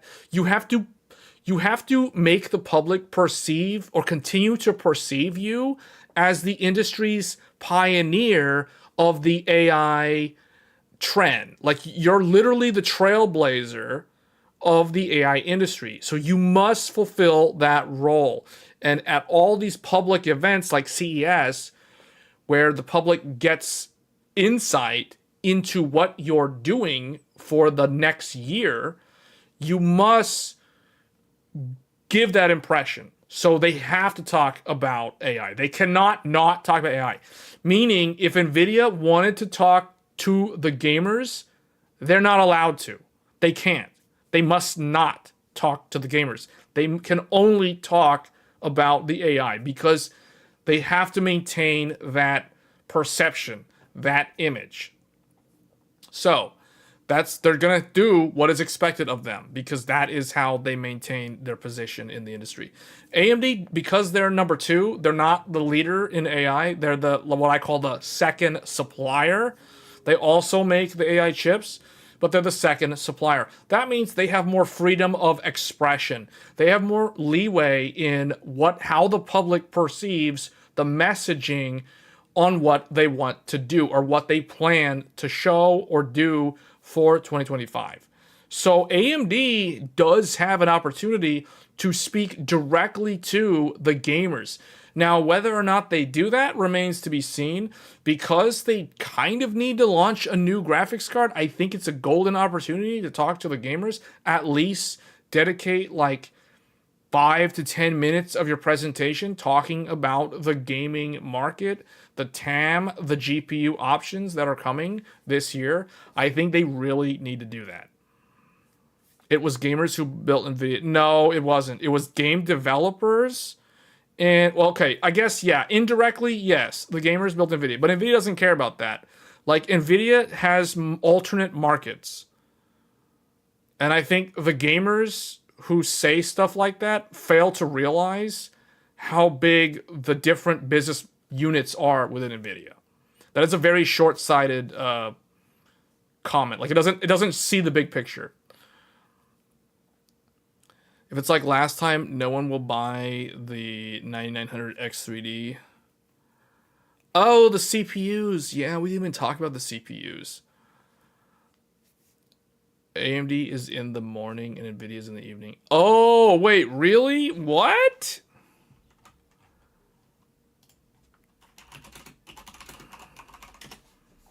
For real?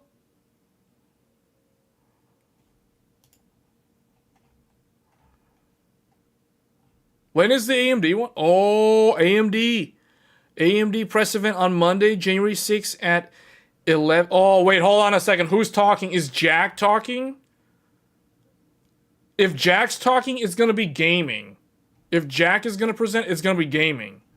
If Lisa's going to talk, it's going to be very general. It's going to be very broad. It's going to be AI. It's going to be gaming. It's going to be CPU. It's going to be Epic. It's going to be everything. So it's like, wait, who's presenting? Or, okay, that doesn't mean that she has to present the whole time. Like, you know, typically they have people do different segments. Jack is, if he's presenting, then it's going to be gaming. Oh, here we go. Excited to share the stage with some incredible special guests. Oh, that means they're going to have, like, some game developers or something. Maybe even Sony to talk about Amethyst. That would be cool if they had, like, Mark. Can you imagine if Mark Cerny is there? That will be interesting. Special guests as we unveil our next generation of innovation across... Okay, yeah, well, right here. Gaming, AI PC, and commercial. You won't want to miss it. And then he has the emoji of a game controller, a laptop, and some stars. So that means they're going to talk about gaming. They're going to talk about GPU, maybe X3D, because it says AI PC. But the thing is, when I read AI PC, I don't think X3D. AI PC basically means Strix Halo and Strix Point. That's going to be... Oh, Strix Point on desktop, man. I want to see Strix Point on desktop. You know why? Because currently, this is the only... Well, okay, I take that back, because technically 8700G. And this isn't even Copilot Plus certified. So never mind. Currently, yeah, no, I don't know what I'm talking about. Currently, there is no AI CPU, like legit Copilot Plus, aka 40 tops or better for AI on desktop. All the AI PCs are laptops. They're all laptops. You've got Strix Point. You've got Lunar Lake. You have Snapdragon X Elite. And you have Apple's M4 and M4 Max. So, literally, there are no AI PCs on desktop. Technically, there is the Hawk Point from last year, aka 8700G, the Ryzen 7 8700G, which we did cover on this channel. We did look at the integrated graphics, gaming at 1080p on an 8700G with integrated graphics, so we did a live stream on that. That CPU is technically AMD's AI-capable PC, but it's not a true, like, Copilot Plus certified because it's not high enough in TOPS performance. Intel launched last year the Intel Core Ultra on desktop. Yeah, we've got one right here. The Intel Core Ultra. This thing is a little bit weaker than the AMD Ryzen 7 8700G for AI workloads. They're very, very similar in their AI TOPS performance. So technically, yes, there are quote-unquote AI PCs on desktop, but they're not Copilot Plus certified because they need to meet the 40 top requirement. I believe the Intel Core Ultra does like 13 tops and the 8700G does 16 tops. However, AMD's Strix Point, which launched last summer in Asus laptops, does, I think, like 50 tops or some like much, much higher number. So they're probably going to talk about Strix Point laptops and hopefully, possibly, Strix Halo. And that would be a beast of a handheld, although I don't know exactly to what capacity they're going to utilize Strix Halo. But if we do a little search here, Strix Halo, literally 2 days ago, AMD Ryzen AI Max Plus 395, the Strix Halo APU scores over 19,000 points in the Geekbench multi-core test. So I don't know what that means. It scored 19,000. Okay. This is in a laptop? Yeah, this is a laptop. That's very good if that's a laptop. Whoa, this thing beats a 7900X desktop CPU. This is a laptop with DDR5. That's socketed DDR5, not that LP DDR5X nonsense. Oh, wow. 16 cores, 32 threads, and a Radeon 8060S. What is this thing? This thing has some very impressive numbers for a laptop. What is this?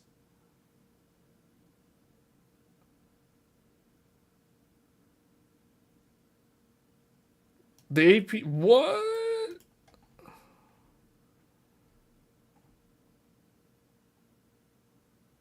$32 threads in a laptop? What?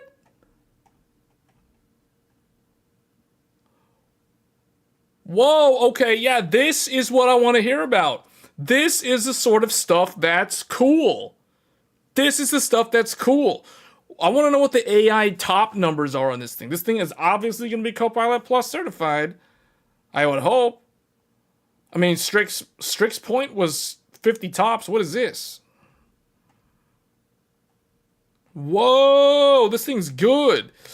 Man, this is like the roller coaster. This is like Everest at Animal Kingdom in Disney World. This thing's a roller coaster. This thing's awesome.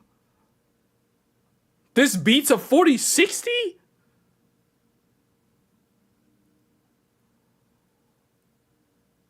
What? This thing's faster than a PlayStation 5. What? This is an APU and it's faster than PS5? And it's faster than a 7900X desktop as a laptop? Wow. Okay, this thing's good. What is the... It doesn't say what the TDP. Man, this thing... Wow. Whoa. Okay, see, this is interesting because this means that they're literally fulfilling their destiny. They're literally... I'm thinking of Emperor Palpatine in Star Wars. Episode 3, Revenge of the Sith. You're fulfilling your destiny. They're literally fulfilling the destiny. This is the pinnacle. This represents the pinnacle of x86. This is what it means to Falcon Punch the ARM architecture with an x86 solution. These are laptop numbers. These are literally desktop numbers on a laptop APU. This is actually really good. So what I really want to know, man, why does it have to be Asus? Asus. Oh, Asus, why? Oh, where's my Lenovo? Where's my Lenovo ThinkPad? Put this thing in a ThinkPad. If they put this in a ThinkPad, this literally is a day one purchase from me. Put this in a ThinkPad, and I will buy this day one. Put this in a ThinkPad, and I will buy this day one. FYI to AMD. Oh, the Asus. Oh, the Asus. Oh, why the Asus? Why the Asus? Give me this in a ThinkPad. For those of you that have never witnessed what it's like using a ThinkPad, oh, I'm so sorry. You are totally missing out. Oh, you're missing out. There are two laptops in this world. There are Apple MacBooks, and there are Lenovo ThinkPads. And there is nothing else. There are Apple MacBooks, and there are Lenovo ThinkPads. And then there are nothing else.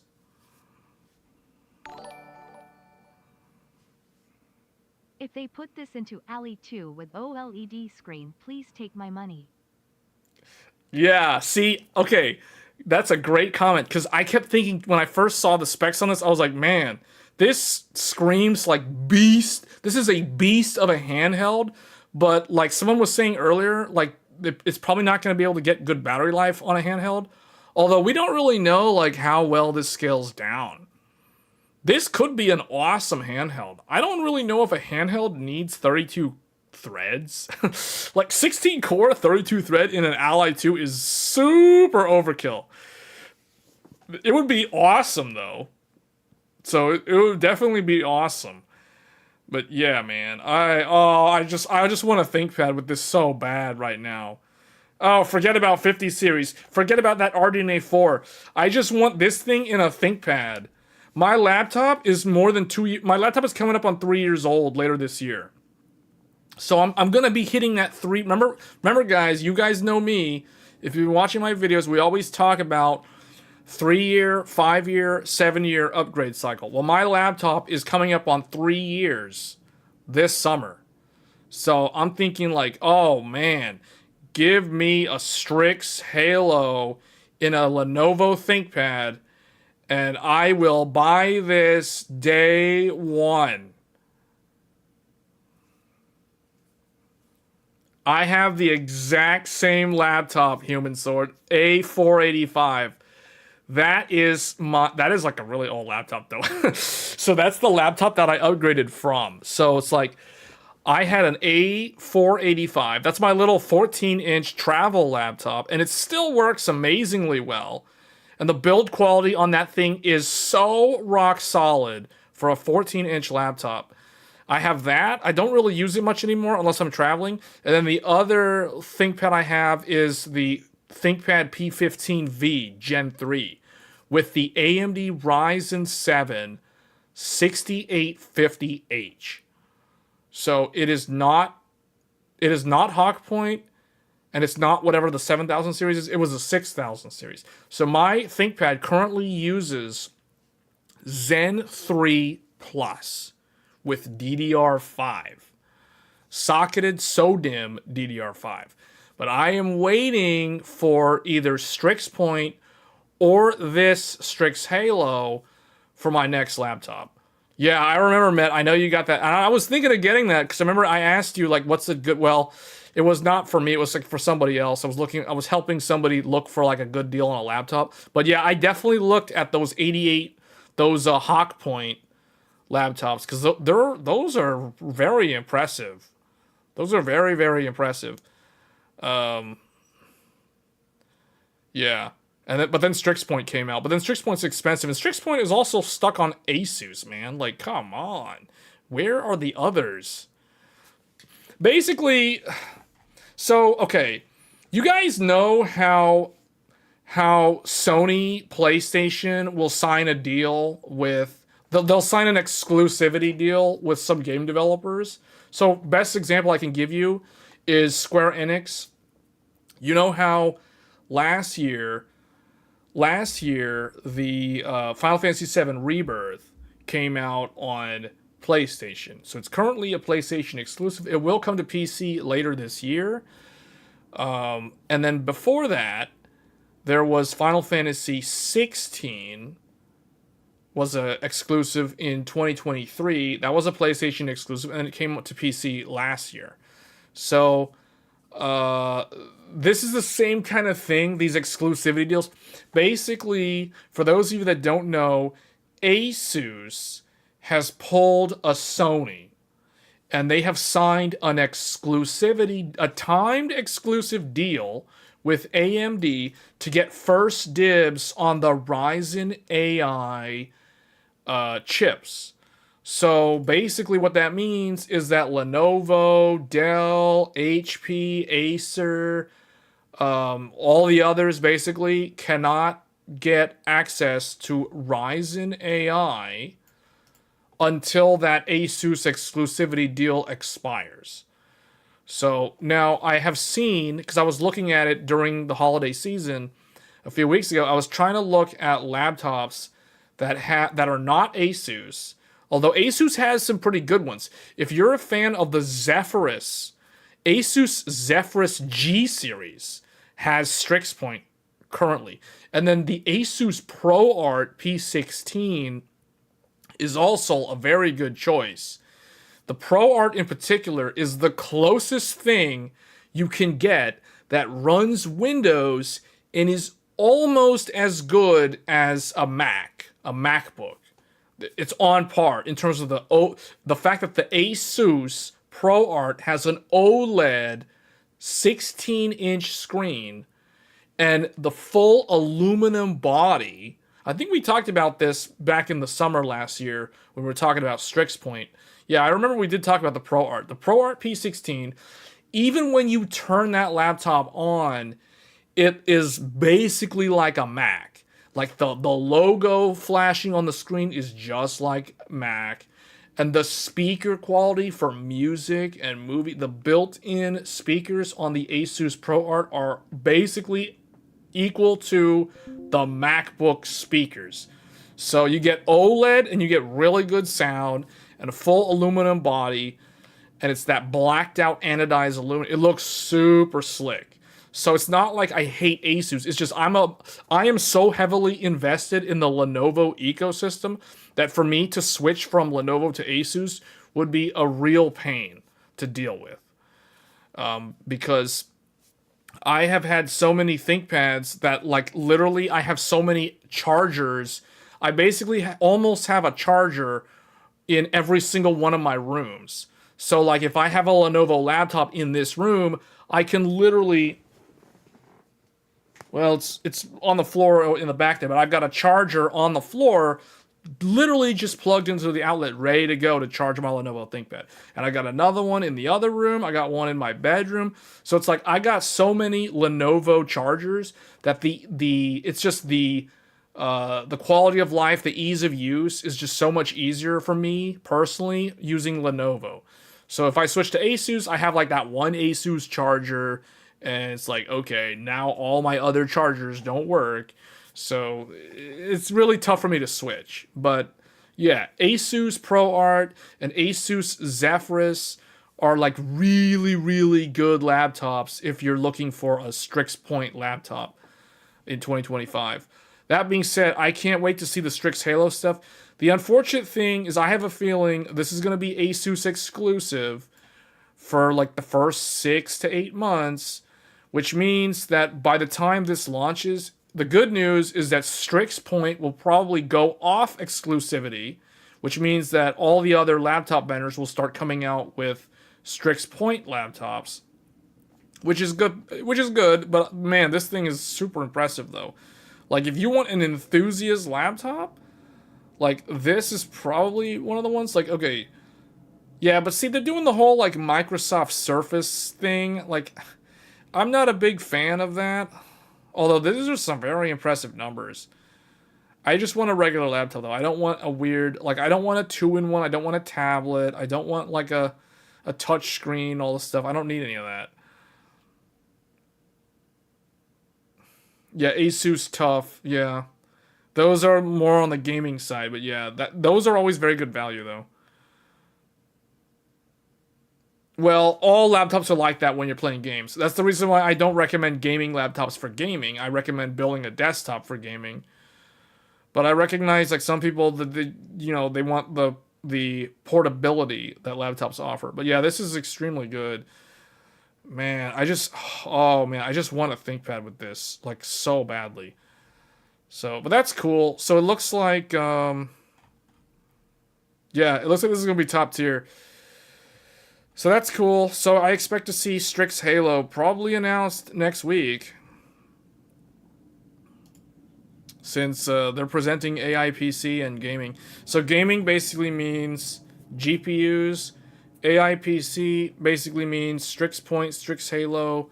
And then the commercial side is probably going to be like some kind of AI whatever, maybe some IoT stuff. Like they're gonna do like what Nvidia is talking about. So I think AMD's presentation is probably gonna be a more balanced presentation, which is probably gonna be more interesting. It looks like it's only gonna be 45 minutes long, which is also a good thing. I don't like when the presentations are like 90 minutes or 2 hours, and it's like 90% of that is just talking about AI the whole time.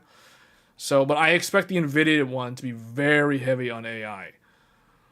So, but yeah, that'll be an interesting thing to watch. So that's going to be Monday at 11 a.m. Pacific time.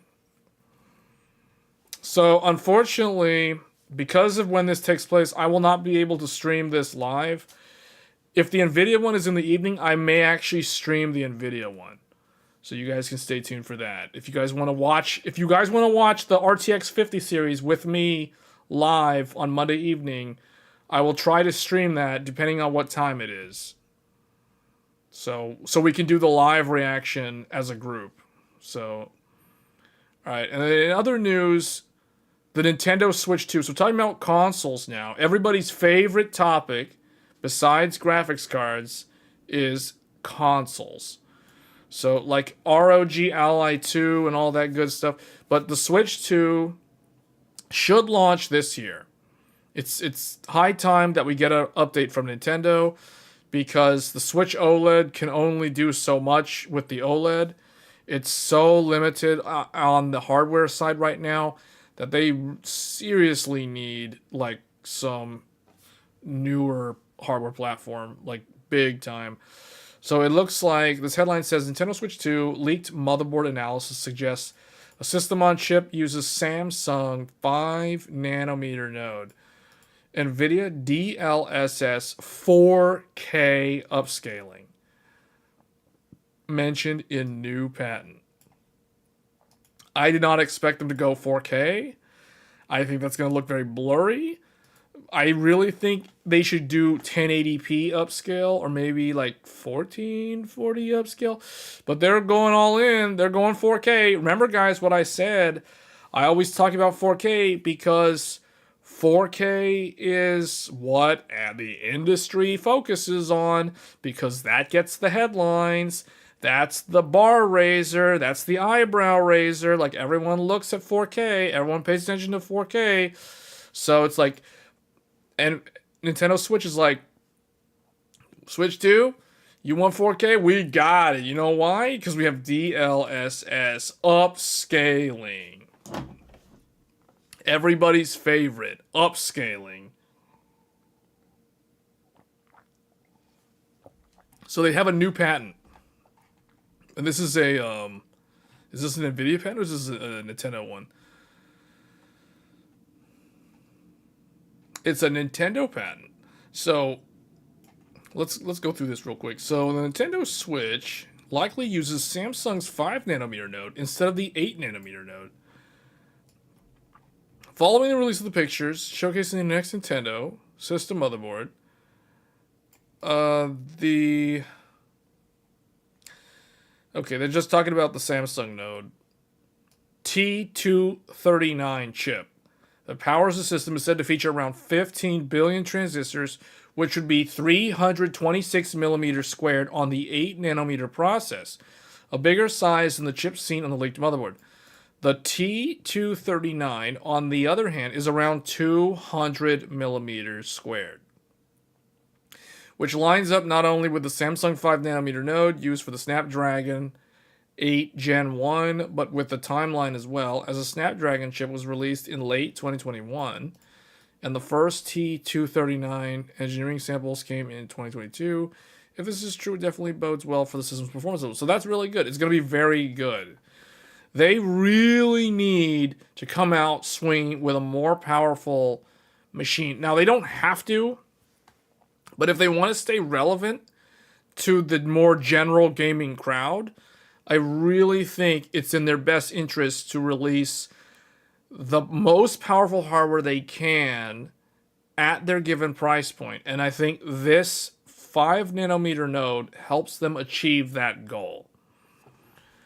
One more Nintendo Switch 2 feature that has been rumored for a long time which is yet to be officially confirmed, is Nvidia DLSS support, a new patent from Nintendo, spotted by Laura Kate Dale, which was filed in the United States earlier this week, strongly suggests that the console will indeed support Nvidia's AI-powered upscaler, whose main goal, besides upscaling to 1080p and 4K resolutions from the much lower resolutions, would also be to keep file sizes low. Considering one of the examples given in the patent, which mentions the different file sizes between 4K resolution and 1080p resolution textures. So that's really good. So it's good to see that the consoles are embracing dedicated hardware for image upscaling. We saw this last year with the PlayStation 5 Pro, and we're going to be seeing this in a mobile form factor later this year with the Switch 2. So I think this is going to be a really good thing. I want to see what Switch 2 can really do, though. I think this will be an interesting, very interesting mobile console. It's been a long time since I used the original Switch. Okay. I think that covers everything. So, like I said, the AMD press conference that you guys point out is in the morning on Monday. So I won't be able to stream that. But I will be able to possibly stream the Nvidia one. So let me see. When is the Nvidia one?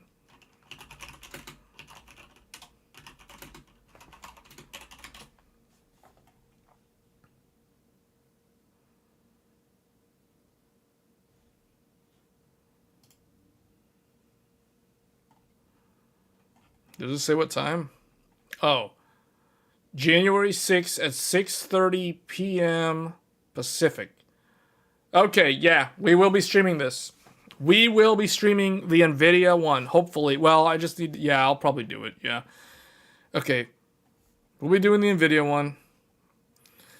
Man, it's going to be boring. This one's going to be more boring than the AMD one. I would have much rather covered the AMD one, but unfortunately, theirs is at a time that I will not be able to stream that. So, but we will cover the Nvidia one. Is there an Intel one? Intel reveals its CES keynote schedule, slated for January 6th, alongside AMD. Oh, when is the Intel one? They don't have their Pat Gelsinger anymore, though. So, like, who's gonna present? Who's gonna present? Oh, co-CEO. They have two CEOs right now. Reveal schedule of highly anticipated CES keynote. Likely revealing the future of Team Blue.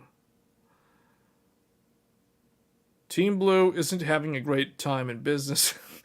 Man, people are so doom and gloom when it comes to Intel. Like, every news reporter always starts off these articles in such a negative tone. Team Blue isn't having a great time in business.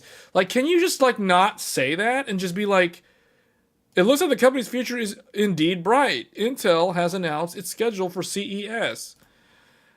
Okay, it is expected to start its keynote earlier than Nvidia and AMD at... Oh, that's very early. What? They're going so early? People are going to be asleep. Or they're going to be on their way to work. Like, what? Wow. Okay, hold on a second. Wait a minute. That's, what is the AMD one? 11 Pacific? 8:30 Pacific? That's so early?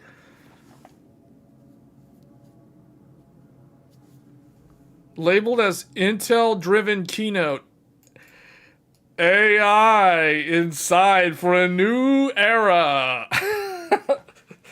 It's coming up on the next episode of Dragon Ball Z. Intel-driven keynote. AI inside for a new era. It'll be the first time we will see Intel's new co-CEO, Michelle Johnson Halthus, leading the event alongside Jim Johnson. Hey, Jim Johnson's the dude who lifts weights, though. Isn't that the guy? Isn't that the dude who... Remember? Do you guys remember when we covered the last one? The last one, the Computex one was so entertaining. Do you guys remember the wall with the laptops behind it, with where Pat would pull down the curtain, and then like smoke would go like bam, and then it's like, and there's all those. Remember that? That was so good. They had okay. Nvidia's presentation is just boring. It puts you to sleep, and it's super long. AMD's is short and cuts straight to the stuff, but Intel's one has that entertainment value, like. They do the cool things with the stuff on the stage so that it either wakes people up or it makes people like pay attention again. You know what I'm saying? So it's like, I want to see them do that. Although Pat's not there anymore, so maybe they won't do that. Maybe they're going to go for a more muted style. But yeah, man, Intel had some of the most entertaining presentations by far. But if Jim Johnson is who I think he is, he's the SVP of client. Yeah, I think this is the guy. I think this is who I'm thinking it is. And if it is, they're going to probably have a good presentation. Unfortunately, Pat Gelsinger won't be there anymore. So that's a change. Yeah, that's sad. They used him as a scapegoat. That was kind of not fair. Like, they put all the blame on him. But, I mean, technically he's CEO. So it's like, So I guess it is what it is. In terms of what to expect, it's likely that the word AI will be a lot more frequent, but jokes aside, we will most probably see the launch of Intel's Air. Oh yeah, it's gonna be all laptops. Yes, laptops. Intel Core Ultra 200 series on laptops, because Lunar Lake is kind of a joke. Well, okay, it's not a joke if all you want is a thin and light X1 carbon to take on an airplane. But if you want a laptop that can do more heavy lifting, that's where Intel's Arrow Lake H and HX comes into play.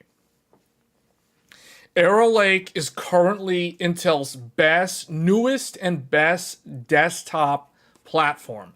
So now they're going to bring the full might of Arrow Lake to the mobile space.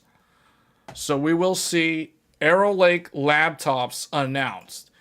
And they're going to talk about AI acceleration. They're going to talk about the tops, because Arrow Lake has capability of doing AI tops on desktop, although it's not very powerful for AI. So I don't know, maybe the laptop version of this has the Lunar Lake top numbers, which would be pretty good. Like 45 tops. So almost as good as AMD's Strix Point. AMD's Strix Point has 50 tops. Intel's Lunar Lake is 45 tops, I believe. Or I think it's 45 tops if I remember. Although I forget, because Qualcomm, one of them is like 40 something. The other one's the other 40 number. I forget who's who. But yeah. Which is a similar trend to what we saw with Raptor Lake mobile. Okay, so for desktop, Team Blue is expected to launch. Oh yeah, they're launching some new CPUs. That's right. Intel will be launching their low-power, non-K, unoverclockable, their locked-down Arrow Lake Core Ultra 200S CPUs. So these are the ones that the enthusiasts will avoid like the plague, because you cannot overclock them. They have locked multipliers. They have lower TDP, and I think some of them, the lower end ones, come with a boxed cooler, like a stock cooler is inside the box.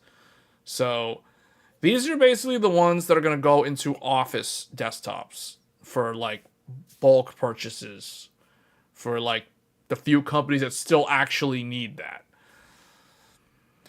And we're also anticipating the debut of budget motherboards with LGA 1151, likely the B860 series. Okay, so these motherboards we typically don't cover on this channel because, number one, you can't overclock with them. Number two, they're very, very limited in their capability. Like, for example, they're going to lack stuff like PCI Gen 5. They're not going to have USB 4. They're not going to have Thunderbolt, for that matter. They're very bare bones, bottom of the barrel, budget, bargain bin garbage. So we're really not going to talk about B860 on this channel, even though I talk a lot about motherboards on this channel. We're probably going to ignore these. Maybe I'll dedicate like one video to B860, but I feel like most of my viewers, even the people watching this stream right now, are really more of a tech enthusiast crowd. So these like locked down, you can't overclock, you can't change anything. Like I don't think B860 appeals to anyone in this audience. For the graphics segment, there's a slight chance that we might see additional Battle Mage SKUs. I don't think we're going to hear anything about that. Unless they want to talk about like their big data center AI stuff to keep pace with Nvidia and what AMD is doing in the data center.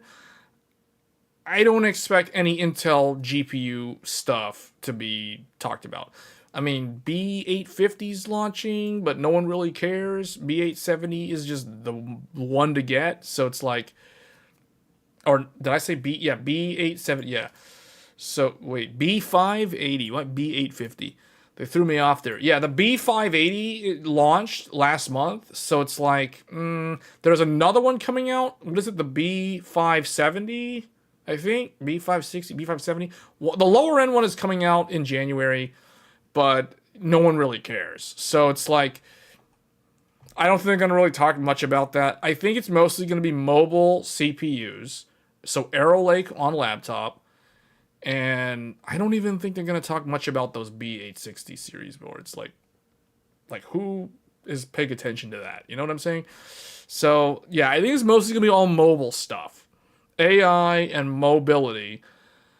That's what it's going to be. But it's so early in the morning that, I don't think anyone's really going to be awake or they're going to be at work. So it's like, weird time. I wish they would have streamed later in the evening. I would have covered these. I would definitely have covered AMD and Intel if they took place in the evening. But because they're in the morning, I won't be able to stream them live. So, it is what it is. It's unfortunate. I really want to see what they're doing with the mobile, which is what they're going to talk about. So I think that Intel, they are doing the right thing in the sense that they're talking about the things that I want to see from them, not just rehashing AI stuff and repeating what the other guys are talking about when it comes to AI. So, yeah, we'll see what they do. I don't know if they're going to talk about their foundry. The foundry's in a weird spot right now. I think we're just going to get an update on, like, Arrow Lake H and HX, and that's going to be, like, 85% of their presentation.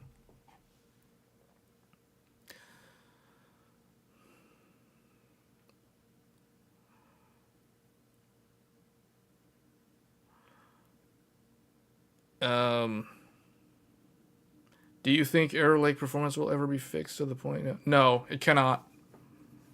It is what it is. They already released the latest update.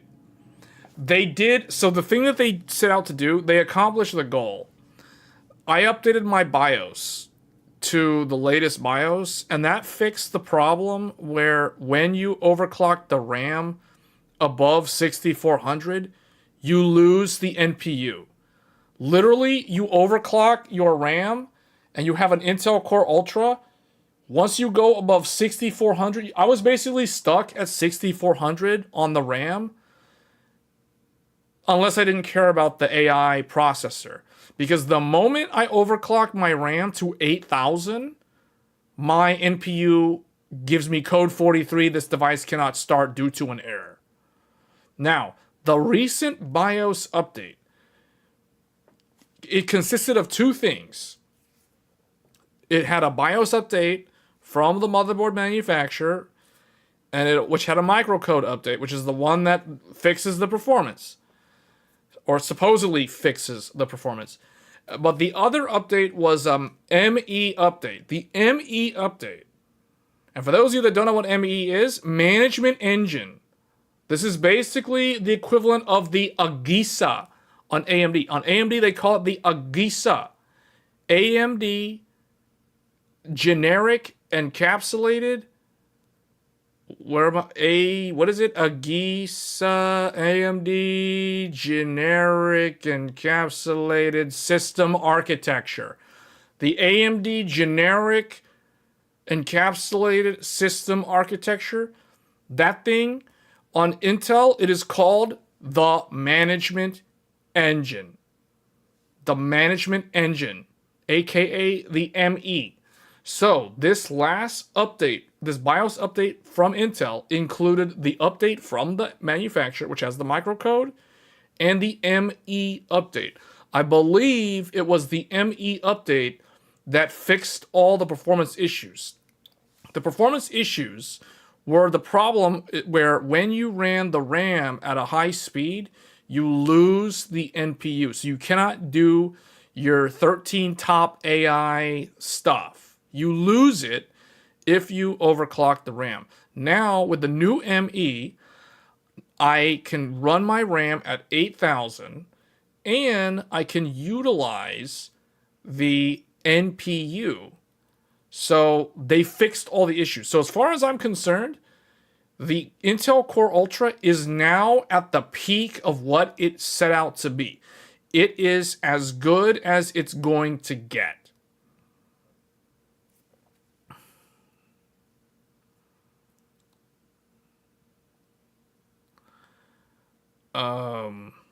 Agisa 1.202B. That's currently the latest Agisa.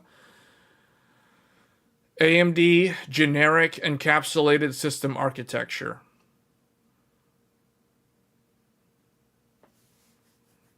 So that answers the question. Arrow Lake Desktop is already now the pinnacle of what it is. And I'm actually thinking of switching over to it for a while as this computer. If not this computer, then the one over there. To retest it. Because it is probably... Currently, it is my favorite. So, the Intel Core Ultra is my favorite. It has my favorite chipset. The CPU is definitely not my favorite. I do think that currently, if you're someone who wants to build a gaming computer, do not get this. You will be very disappointed, and people will make fun of you. What you want to get is this. This is a 9800 X3D. This is currently the world's fastest gaming CPU on the planet Earth. Now, I don't know about Mars or some other places, but on Earth, this is the fastest CPU. So, get this if you want to build a gaming computer. If you want big multi-thread, like you want big brain, big bragging multi-thread numbers and the same gaming performance, you're going to want to wait until the 9950 X3D. Arrow Lake causes issues with anti-cheat. They still haven't fixed that. Yeah, they've got some issues. I've heard about that, although I personally have not ran into any of those problems. The only problem that I ran into was when I overclocked the RAM above 6400, I lose the NPU. But that has been fixed with the latest ME update.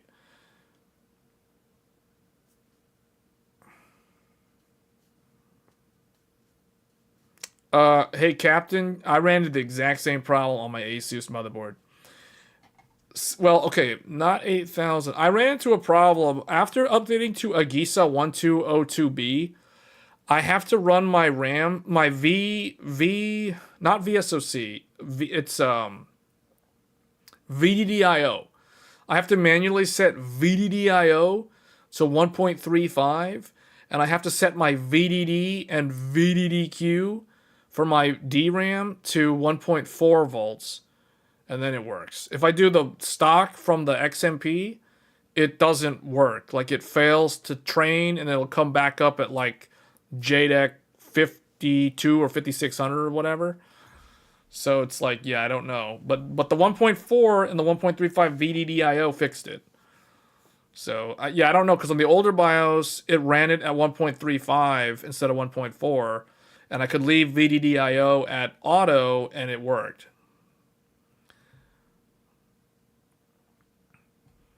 Oh, okay. Yeah, so the new monitors, 27-inch 4K OLED.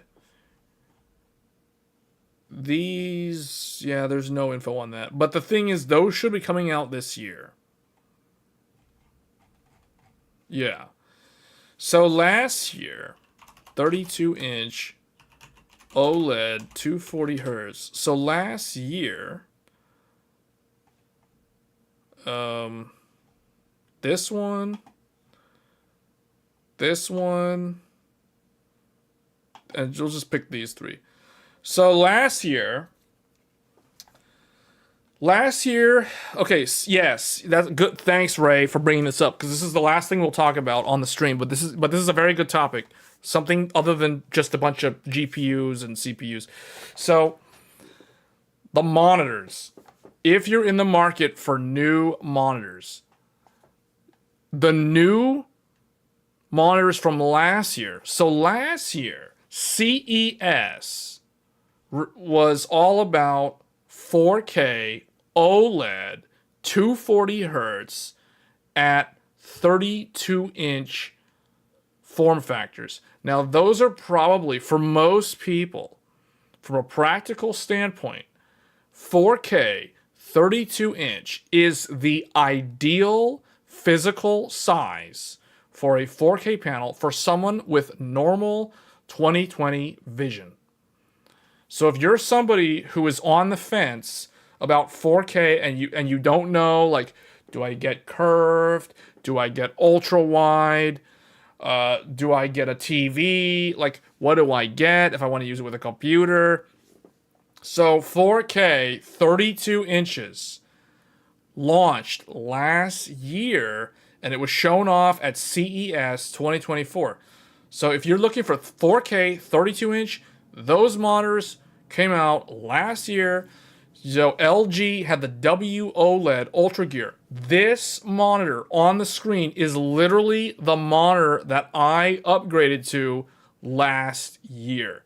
So every time you guys see me in a different camera where it's like there's stuff behind me and it's like a Friday night or a Saturday night and we're streaming games, I am typically gaming on this LG Ultra Gear 32-inch 240 hertz OLED. This is a OLED matte finish screen. And this is my best monitor that I have. So that is the one that I'm using. Now, there are some other ones that came out throughout last year. So there's the Asus UCD-M, which is the QD OLED, and there's the UCD-P, which is the OLED, which also has that dual mode, just like the LG. This one also has the dual mode. So, and then Samsung had the QD OLEDs, which are similar. These are using their quantum dot instead of the LG OLED. But this year should be the release of the 4K 240 hertz 27-inch 4K panels. So if you're someone who doesn't like 32 inches because it's too big for your desk, or you want to run triple monitors and you can't do triple because the 32 inch is too big in the middle, for example, well, 27-inch 4K is supposedly coming this year, but I don't know if it's going to be in the summertime or if it's going to be at the end of the year. Currently, the rumors are that the 27-inch 4K OLED should be at the end of 2025. So, we'll see. But that is the thing that I'm going to be paying attention to next week. I want to know, when are the OLED 27-inch 4K monitors coming out? Because currently I am using a 27-inch 4K. I'm literally streaming and I'm reading the chat right now off a 27-inch 4K IPS. So if I'm going to upgrade from this 4K IPS, it would be to a 27-inch 4K OLED, because this is the same physical size. So, I'm hoping that this year we will see the panel technology for 4K make it down to 27-inch for OLEDs, specifically for OLEDs. You also want to see what advancements they have made to FA. Yeah, mini LED is interesting. Actually, yeah, I do want to see what mini LED brings to the table this year too, because if they can do 27-inch 4K mini LED, I might consider a mini LED 27-inch 4K just because, just to have it as a comparison. You know what I'm saying? Although it'll be kind of weird, like having a 27-inch mini LED compared to a 32-inch OLED, because they're not the same physical size. You typically want to compare monitors at the same physical panel size. You're right. Smaller screen size, the better. You are absolutely right. If you're yes, and I said that last stream. I told people who didn't believe me when I was talking about like competitive gaming, like real competitive gaming. Most gamers, the ideal monitor is actually a 24-inch 1440p TN gaming monitor, because those have the lowest input lag, because they are TN, not, or no, IPS. No, TN. That's right. Yeah, TN. Twisted pneumatic. The old school TN is 24-inch 1440p 144 hertz or 165 hertz. That was my previous monitor before I went to 4K. I'm still using them. They're literally, one is on the right and one is on the left. And then I got the 4K in the middle. But yeah, so you're right. So, and that's the reason why I'm looking for 27-inch 4K to replace my old 27-inch 4K. You use a 32. Yeah, if you're not gaming competitively, like the big panels are fine. I don't want to be sitting so close to a giant panel. Like, I don't know how people do it. Unless it's like on the wall or something. I don't know how you do it. 24-inch. I said 24-inch 1440p. Not 24-inch 4K. 24-inch 1440p. So, let me see if I can find that monitor. Because there's a lot of people that asked me last stream.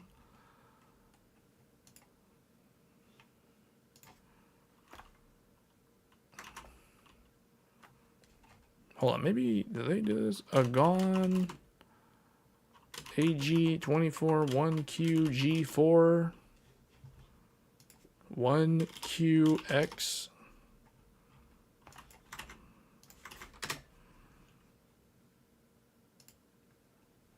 This is my 1440p monitor. This is it. They don't make it anymore. This is a this was a 24-inch 1440p gaming monitor.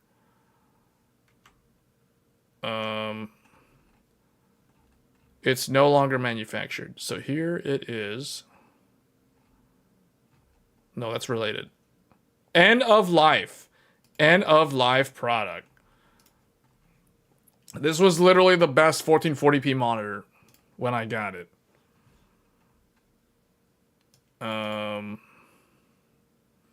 It was like $300. I wish I could find the technical specs on it. Like, oh, see all specification. Okay, here it is, guys. This is it. This is it. This is the elusive 24-inch 1440p.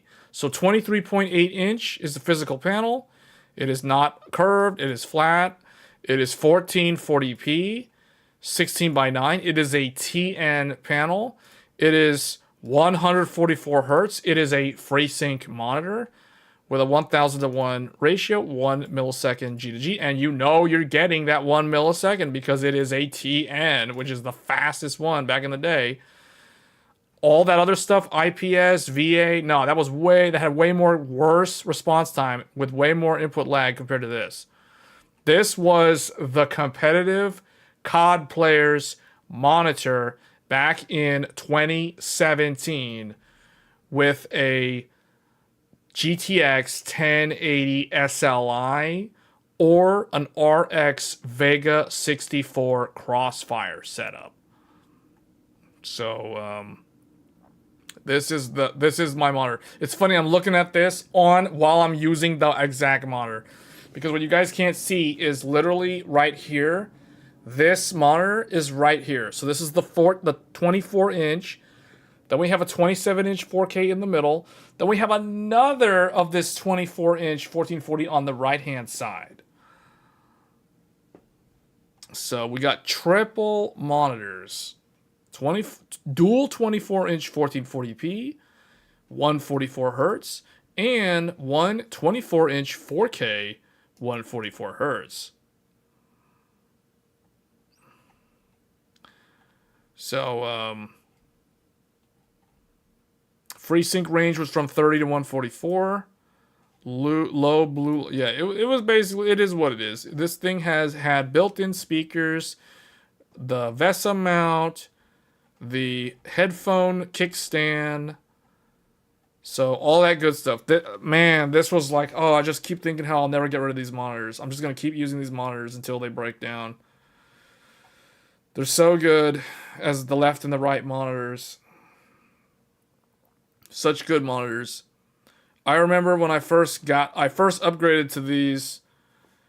This thing was, I got it for 1440p, so going to 1440p from 1080p. And this was the first like real high refresh rate monitor that I got. Up until then, I was using 22 inch, so 21.5 inch 1080p 75 hertz from AOC. So, and then before that, I was using like some really old like Asus, you know, CCFL monitors. Like we're talking like way back, not even LED. So, and then before that, I had a Tyrus 17-inch 5x4 1280 by 1024 that I played World of Warcraft on. And then before that, I had the big CRT. My first computer had a big CRT.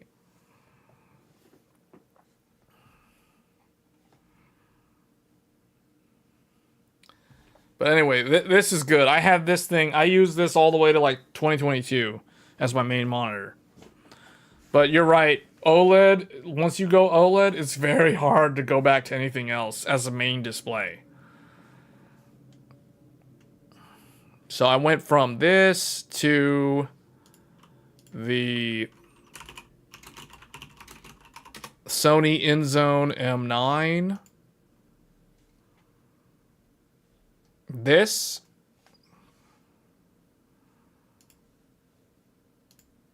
So this is actually the monitor that we're using as the main display right now. What happened? Oh. Right now, this is the main monitor. So 27-inch InZone M9 4K HDR 144 gaming monitor. So you can see this. So if I were to upgrade to an OLED, I would want to replace this 27-inch with a 27-inch OLED. Is there a 4K 27-inch from Asus? Those aren't supposed to come out until the end of this year. But they might actually be shown off at CES next week. Really?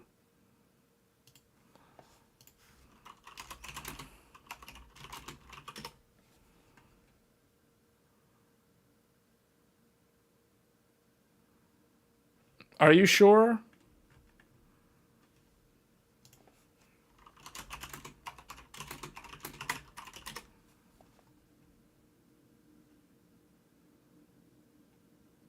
Oh, Monitors Unboxed has a video? World's first 27-inch 4K OLED?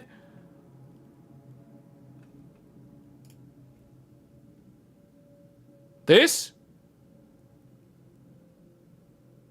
Is this it?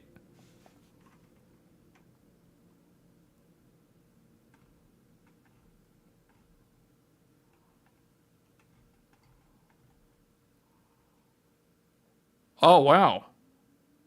Wow. Okay. So this is ahead of schedule then. This will be talked about at CES next week. The Asus. Ooh. The only thing is it glossy? Because the reason why I won't get this UCDM was because it was glossy. I can't do glossy. It has to be matte finished. Is this glossy or is it matte finished? It's probably glossy if it's a UCDM. Because that's the reason why I didn't get the 32-inch UCDM. Is it glossy? Does anybody know? Please be matte finish. It's probably not. It's probably glossy. New anti-flicker introduces new luminance composition. Oh, that's nothing to do with it. Is this glossy? It's a cutie, so I'm guessing glossy. Is it the Samsung? So, isn't the Samsung a matte finish though? Like the actual Samsung Odyssey G8, it's glossy. Well, then I'm not getting it. Well, that just completely killed the monitor. So that one thing, monitor's like dead to me, just like that. But yeah, I mean, no, it has to be matte finish. That's too bad. That's too bad. Well, try again, Asus, I guess, in a couple of months. HDMI 2.0 or 2.2, what we talked about. Yeah, CES is going to talk about this monitor. Probably some other panels. I want to see a matte finish. Show me QD OLED with a matte finish. I don't do glossy. Glossy is stupid.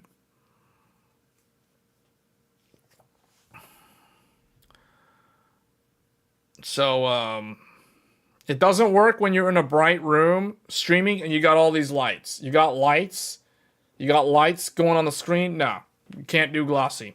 That's a deal breaker. Can't do it. Or if you have a lamp behind you, you literally have a lamp behind you with the light going on the screen. No. Can't do it.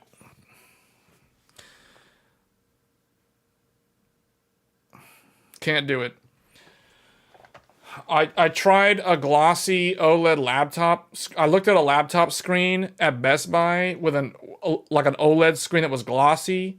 And I looked at that. I was like, in the store with all those lights and everything, I start messing with the brightness on the screen. I turn the brightness to like 50% brightness, and it's completely unusable. Just too much glare and all over the screen. Like, nah. Can't do that. So, no, it has to be a matte finish. That's the reason why I went with this. That's the reason why this is my OLED. WOLED is the way to go, because LG's smart and they made a matte screen. Now, I read that the Samsung 32-inch, like the Odyssey G8 or QD OLED from Samsung, apparently that one is a matte screen, although I haven't been able to confirm that, because it seems like every single one of the QD OLEDs that are like Asus or the others, or Alienware, all those guys, they're glossy. And glossy, I'm like, yeah, no, can't do this. No. Hence why we went LG Ultra Gear, like, just by default, because it was matte finish. Like, I literally watched one video. Before I got this monitor, I literally watched, or no, I think it was like, I think I watched the same video like a few weeks ago. Like, I saw a video of somebody showing the Asus UCDM side by side, the Asus UCDP, which is the matte finish. UCDP is with the LG WOLED with the matte finish next to the UCDM, which is the Samsung QD OLED. And he was saying how, okay, the colors on the QD OLED the blacks can look kind of purple when you have the light reflecting onto the screen from your light sources in the room, and sure enough, it looked purple. Whereas on the LG WOLED, it looked like pure black, and plus the whole like glare from the gloss on the QD OLED versus the no glare on the matte finish with the WOLED. I was like, man, it is so obvious that WOLED is the way to go, because they put this dumb glossy covering on the they literally just kill the QD OLED usability wise by sticking glossy screens on it. Like, why can't they just give me a QD OLED with a matte finish? Like, how hard could that possibly be? Dark matte finish.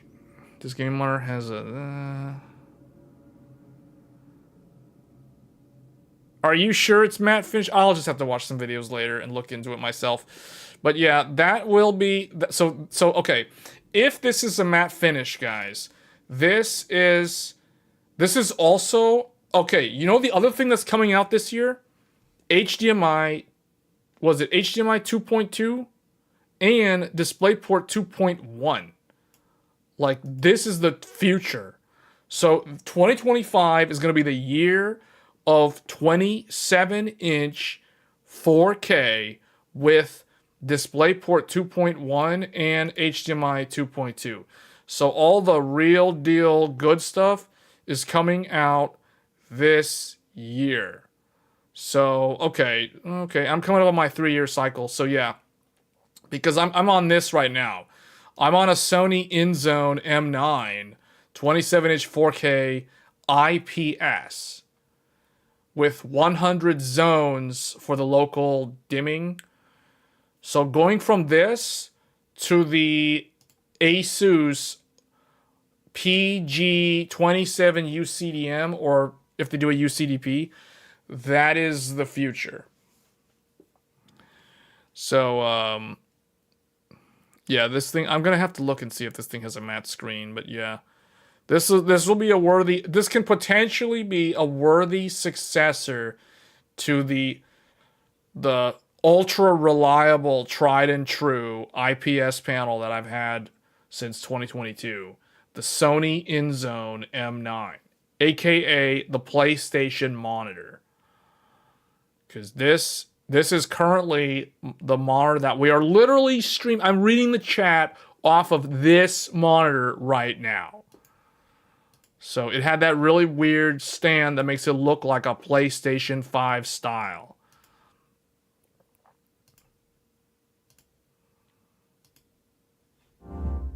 No, we don't want to watch the video. No, we don't want to watch the video.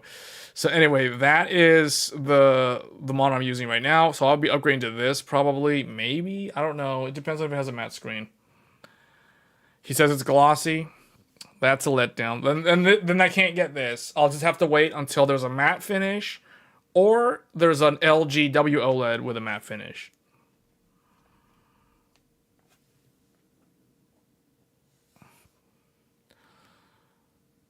Yeah. Okay. Well, that's cool. So that's the other thing too. Like if you're looking for a monitor upgrade, stay tuned for next week, because next week there's going to be a lot of new monitor discussions from CES. CES historically, it's going to talk about TVs. There might be some talk about 8K TVs out on the show floor. But yeah, the latest and greatest 27-inch 4K OLEDs are coming this year, starting with the ROG Swift OLED PG27 UCDM. So it is very good to see this. I really want to see a matte finish with this panel though. Like this, with this backlight technology, the QD OLED, I want to see a matte finish QD OLED. But yeah, this is going to be the way to go for most people. You have the G9 OLED, which is great even on glass. Yeah, well, I'm not saying that glossy is like a complete like no-go for a lot of people. For me, it's not, because I have too many lights and stuff in the room. So for a usability standpoint, I can't use a glossy monitor for practical reasons because of the setup for the stream, if that makes sense. So that's why I need to have a matte screen. But not everybody is in my situation. So for most people, glossy will work fine. But for my scenario, I cannot use a glossy screen. And yes, I love 4K 27-inch. It is crispy. It is crispy. It is so dense. There's no screen door effect. The text at 100% DPI scaling is so sharp. everything looks so good on that 27-inch 4K, which is the reason why I've continued to use my 27-inch 4K as my live stream PC's primary display. So hopefully we'll make the jump to 27-inch OLED later this year.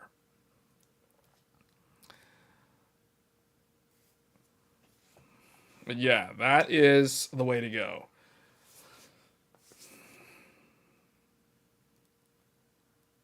$27-inch 4K is the best. Yeah. If you want what Apple calls the Retina display, you want a 27-inch 4K, because 27-inch 4K is Retina display, just like Apple. So you know how Apple likes to make these marketing terms like Retina display? Well, a 27-inch 4K panel is a Retina display. So depending on how far you're sitting from it. No 27-inch 5K. There's no 27-inch 5K. 27-inch 4K is Retina. How do you know? What's the definition? What's the definition? You could use matte, but you prefer not to.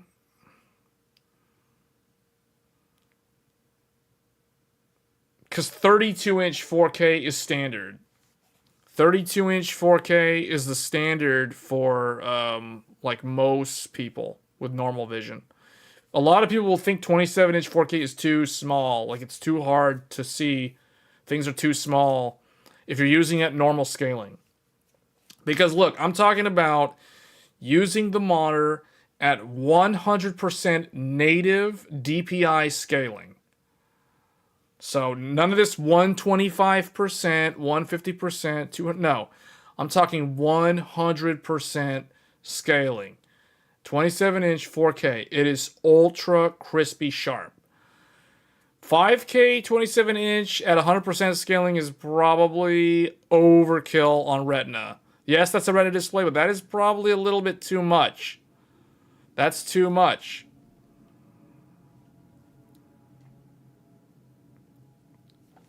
If 32 inches is normal for 4K, what is normal size for 8K?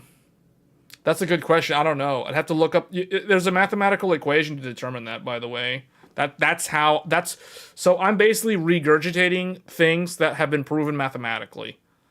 So it's not like I'm making this up. So when I say 32-inch is the standard physical size for a 4K panel for someone with natural 20/20 vision, or they're wearing corrective lenses so that their vision is equal to 20/20, that is derived from a mathematical proof. It's all mathematics. It's all mathematics. So when we go to 27-inch 4K, that is more than the average person can handle, meaning the resolution is too much for someone with normal vision, sitting at the same amount of distance from where they would have the 32-inch panel. So that is the reason why I say that a 27-inch 4K is a Retina display, because it is above the normal. It is smaller than the normal ideal size for someone with 20/20 eyes. So, and for reference, I am sitting more than arm's length away from my monitor. So, like you guys can see, I can't even touch my monitor. I can't touch the monitor. I'm sitting so far back from this 27-inch monitor that I can't even reach out and touch the monitor. The monitor is, and I'm using it at 100% scaling. So everything, the Windows icons, the browser, the text, everything is so small and so sharp because it is at 100% scaling on that 27-inch 4K. So when I drag, for example, if I drag a window across to my 24-inch 1440, the window becomes big. It becomes big. It physically becomes larger when I move the window over to my 24-inch 1440. Why? Because 27-inch 4K is so much more dense compared to 24-inch 1440p. So if you want 24-inch, if you want a 4K panel that is almost equal to 24-inch 1440, Because, newsflash, spoiler alert, the best physical monitor for 2020 vision is actually 24-inch 1440p. This is mathematically proven. It's very close. 24-inch 1440 is the ideal monitor resolution and physical size for a human with 2020 vision. So the closest to that with 4K is a 32-inch 4K. And I've been able to prove this to myself because when I use this 32-inch LG OLED 4K, when I drag the window from like across the LG 4K over onto that 24-inch 1440, it barely changes in physical size.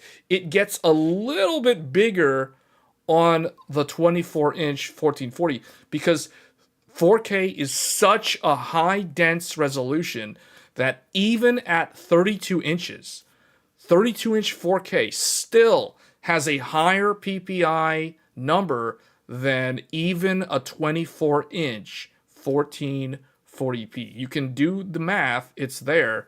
So, but if you want apples to apples, like you want the closest approximate resolution, you would do 32-inch 4K or 24-inch 1440p for someone with standard 2020 human vision. Anything that's, so what that means is that if you go smaller on the size at the same resolution, now you're getting into the retina display territory, which is beyond normal human eyes.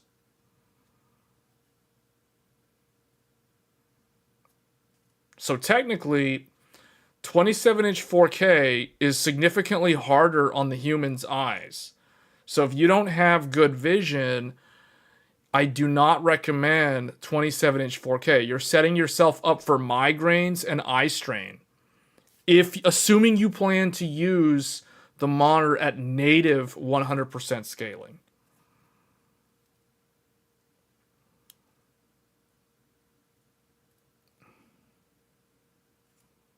You're still eating Thanksgiving leftovers. OLED is already sharp and crazy. So, well, yeah, but here's the thing about OLED, though. You got to keep in mind, the reason why I'm not a big fan of any OLED except 4K OLED is because because OLEDs do not have a standard pixel arrangement. They have a non-standard arrangement. What that means is that if you try to read words on an OLED screen, they can look distorted or blurry if you're using an OLED at a lower resolution. Now, the good thing about 4K is because 4K is so high PPI, pixels per inch, the pixel density is so good and so dense that it basically cancels out the negative effect of an OLED's non-standard pixel arrangement. This was one of the reasons why I held out on getting OLEDs or going to OLED until I realized, hey, 32-inch OLED is a thing, and at that screen size, it is ideal for 2020 vision, and it is also so crisp that using it as a computer monitor and reading text, articles, or whatever is totally fine from a usability standpoint for regular work. I'm not talking about watching movies. I'm not talking about playing games. I'm talking about reading articles and writing stuff and reading text on the monitor. 32-inch 4K is dense enough that you do not have problems with text clarity on a 4K panel. Now, if you're at 1440p, you're going to have this problem. 1440p does not look good on an OLED if for text readability. You can't use an OLED if you are a programmer. Yes, you can. Yes, you can. It just has to be 4K. That's for all the reasons that I just described. So, but yeah, for 1440, no. I do not recommend any OLED except 4K OLEDs. Because if you want to be able to use your computer for more than just gaming, like you're going to actually read stuff on the computer, and you want to use the monitor at native 100% DPI scaling, which means you get the full screen real estate, nothing's cropped, nothing's zoomed in, you want 4K. If it's going to be an OLED. So people with bad vision like myself don't use 27-inch. No, you would want to go with a 32-inch 4K. 32-inch 4K. The other thing, I cannot stress this enough. If you're considering making the jump to OLED, don't just listen to what people like me or people that are just talking about OLED's the best things. It's like, no, you need to see these monitors in person. Go to a Best Buy that has a demo unit. You need to see it to believe it. You have to see it. You need to test it with your own eyes. Like, what I perceive as usable and good might not apply to everybody. In fact, I'm pretty sure it doesn't apply to everybody. So, definitely, if you're considering an expensive monitor purchase that you're going to be using for several years, you want to test it. You want to see it in person before you... I cannot stress this enough. Because I remember I watched a bunch of monitor unbox videos, and at the end of watching probably like 5-6 videos on that channel, I was like, yeah, no, this doesn't tell me anything. Like, I need to see it before I actually decide to buy one. So I did go to a Best Buy that had one of these Ultra Gears in person, and I also looked at the... Not this one, but the 32-inch Asus UCDM, and I saw how it was glossy, and I was like, yeah, no, I can't do glossy, but this one worked, so I ended up getting this. It was a matte finish, it was 32 inches, it was OLED, it was good, it was usable for everything, for text clarity, for anything. It just does it all. Don't use non-energy. I don't know what you're talking about. All you do is you set it to 100% and you're done. Once you see and test OLED, you won't look at LED ever again. LG OLEDs have a 3D lifelike image compared to... I'm not sure what you're talking about.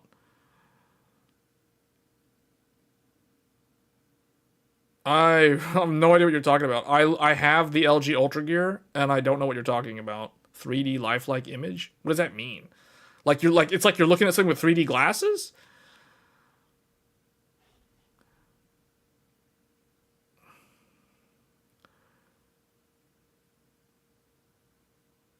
Every Apple Retina display. Yeah, and the first thing I do is I change it to 100%. And everything becomes microscopically small.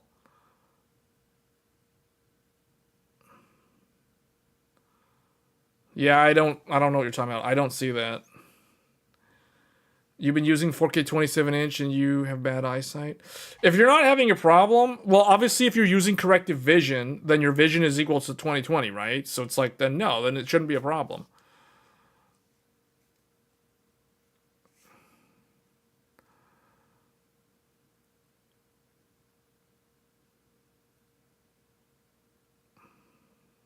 Marketing agent is in the chat right now for LG. What? Okay, as long as your vision is 20/20, regardless of whether, okay, if you're wearing corrective lenses and that makes your vision 20/20, then you're totally fine. LG OLED is the best. Well, LG OLED is the one that can also do the dual mode. It can do the 480 hertz 1080, but honestly, guys, that's like a gimmick though. Like, I personally never use it. Like, I think I used the 480 full HD like 2 times in the 6 months that I've had this monitor, or 7. Whenever I think I got this monitor in like August. I think I got it in August. So yeah, I've had it for 5.5, almost 6 months now. So it's like in the 6 months that I've had this Ultra Gear, I've only used the 480 hertz like twice. in like in half a year. I've only used it twice. And the first time was to test to make sure that the button actually worked. And the second time was to actually test, like, does it change? Does it affect the image clarity while playing a game? And it's like, I mean, you can see the frame rate's higher, but it's like, the thing with OLED is OLED response time is so good. Like the motion clarity on OLED is so good at 240 hertz, 4K, that even if you double to 480 and you drop the resolution to 1080, the only thing that you'll notice is like you don't want the lower resolution, if that makes sense. So it's like the 480 hertz is a gimmick because it's like you're stuck at like 1080p. Like, who would use this on a 32-inch screen? Who would actually use that? So now they do have the letterbox, so you can have like the black bars around like the 27 or 24-inch letterbox image for the 1080p in the 480 hertz mode. So they do have that, which does make it a lot more usable for competitive gaming. But still, I don't know. I bought the panel to use the whole panel, and I want the full 4K resolution. So realistically, I personally don't find the 480 hertz full HD as like a major reason why I would choose this over a Samsung QD OLED, if that makes any sense. The reason why I got this over the QD OLED is simply for the fact that it had a matte screen. That's literally the only reason why. I was like, I don't care about like QD versus W OLED. I just wanted the matte screen, and I wanted OLED, and I wanted 4K. It was those three. I wanted 240, 4K, OLED, matte screen. Very simple. I don't care about the 480 hertz 1080p. I don't care about like W OLED versus QD OLED. As long as it's a matte screen, that will override, that will have higher priority over whether it's QD OLED or W OLED.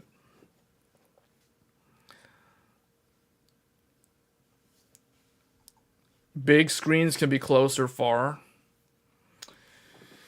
Well, see, okay, here's the thing about the Retina Vision, right? Or the Retina display. So, like, 27-inch, like, you guys, look, I'm using a 27-inch 4K at 100%. Everything is super sharp, but I can't even touch the monitor, which means I'm sitting so far back that if I reach my hand out, I'm not even close to touching my monitor. I don't know how close or far you guys sit from your monitors, but, like, this is a 27-inch 4K.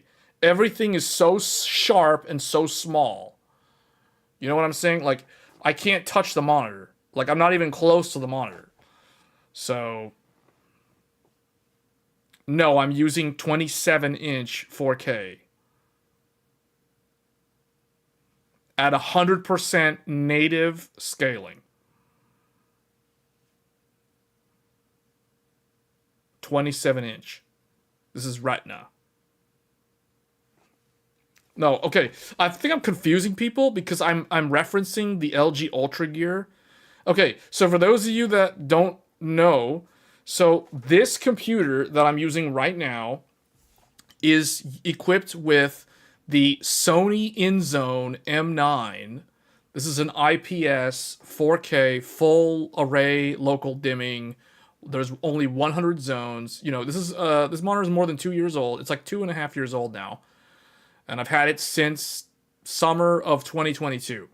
This is literally my very first 4K monitor. 4K 27-inch. So, and I only ever use it at 100% scaling. Now, if you use 125, 150, whatever percent, now you're no longer at Retina. If you want this to be Retina, you put it to 100% scaling. Everything becomes super small. Everything becomes super crisp. And also, it's like where you're sitting also matters. Is it 220 pixels per inch? I mean, you tell me. Go use the calculator. The PPI calculator. You guys tell me. I don't even know what the number is. This is what it is. You calculate it. 4K, 27-inch. Put in the numbers. 100% scaling. This is what I'm using right now. Now, on the weekend, If I'm just gaming and talking with the chat and I'm using the overclocking computer, I would be using not this, but instead I would be using the LG 32-inch 4K OLED. That is on a different computer. This LG OLED is connected to the, you guys saw us build the computer live, 9800X3D. The OLED is paired up with the fastest gaming CPU, the 9800X3D. That is what I use with the LG Ultra Gear OLED. So that's a completely different computer than the one that I'm using right now. And you guys can tell if I'm using, like, for those of you that have been watching a lot of my live streams, like, you guys notice it's me and there's, like, literally, like, nothing behind me. That's how you know it's Tech Thursdays.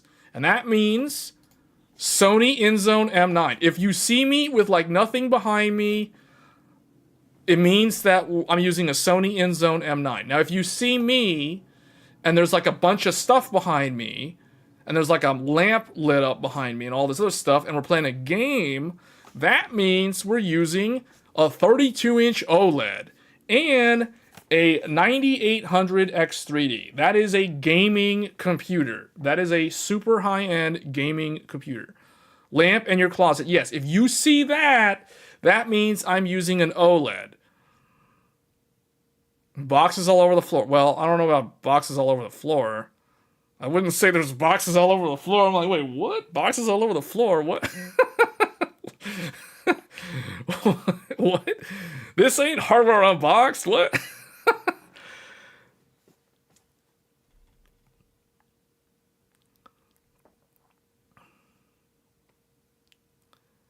Pixel density for a Retina display is at least 300 pixels per inch. This is the density that Steve Jobs said was needed for a device held 10 inches from the eye.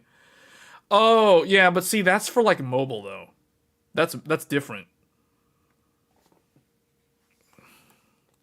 What is, so did anyone calculate what my pixel per inch was on the 27 inch?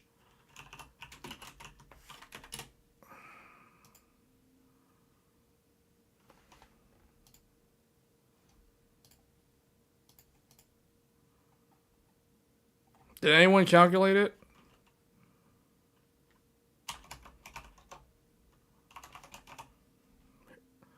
Do I need to calculate it myself?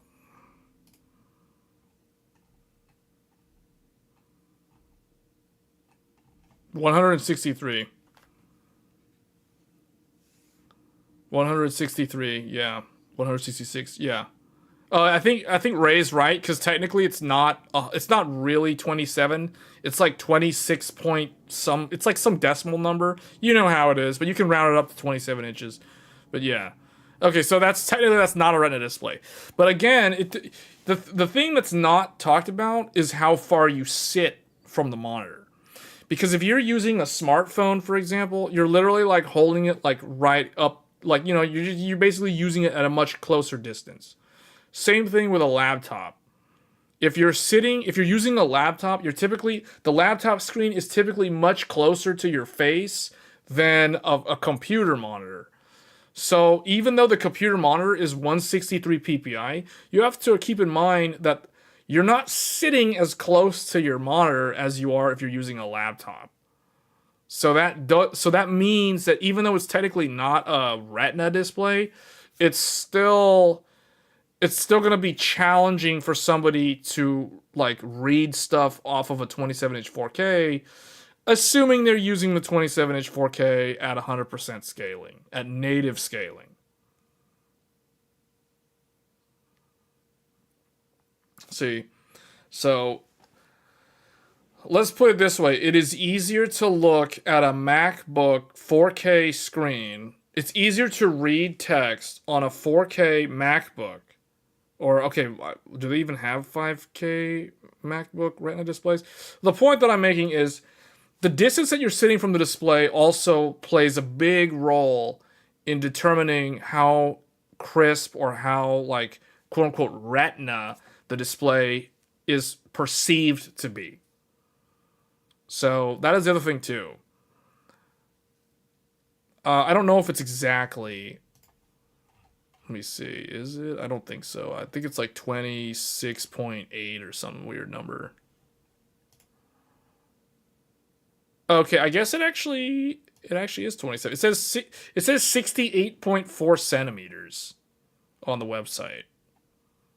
HDMI 2.1, AMD FreeSync / G-Sync compatible. I mean, I've been using this monitor for over 2 years, and I've never used it at higher scaling than 100%. So it's always been very, very sharp. Okay, so I guess it's exactly 27 inches then. Yeah, but that's basically my. I guess this is the highest PPI display that I have. So here, let's do this one. Okay, what about this one? What is the PPI for this? This is a 1440p, 23.8. So 2560, 1440, 23.8. This one has a PPI of 123. So my 1440p 24-inch monitors have a PPI of 123. So it's not as dense. Obviously, it's not as dense as the 27. So now I want to know, what about this one? 32-inch LG OLED. This is 4K, 3840 by 2160, and we'll just say, I think this is, they're saying 32. I actually think it's a 31.5.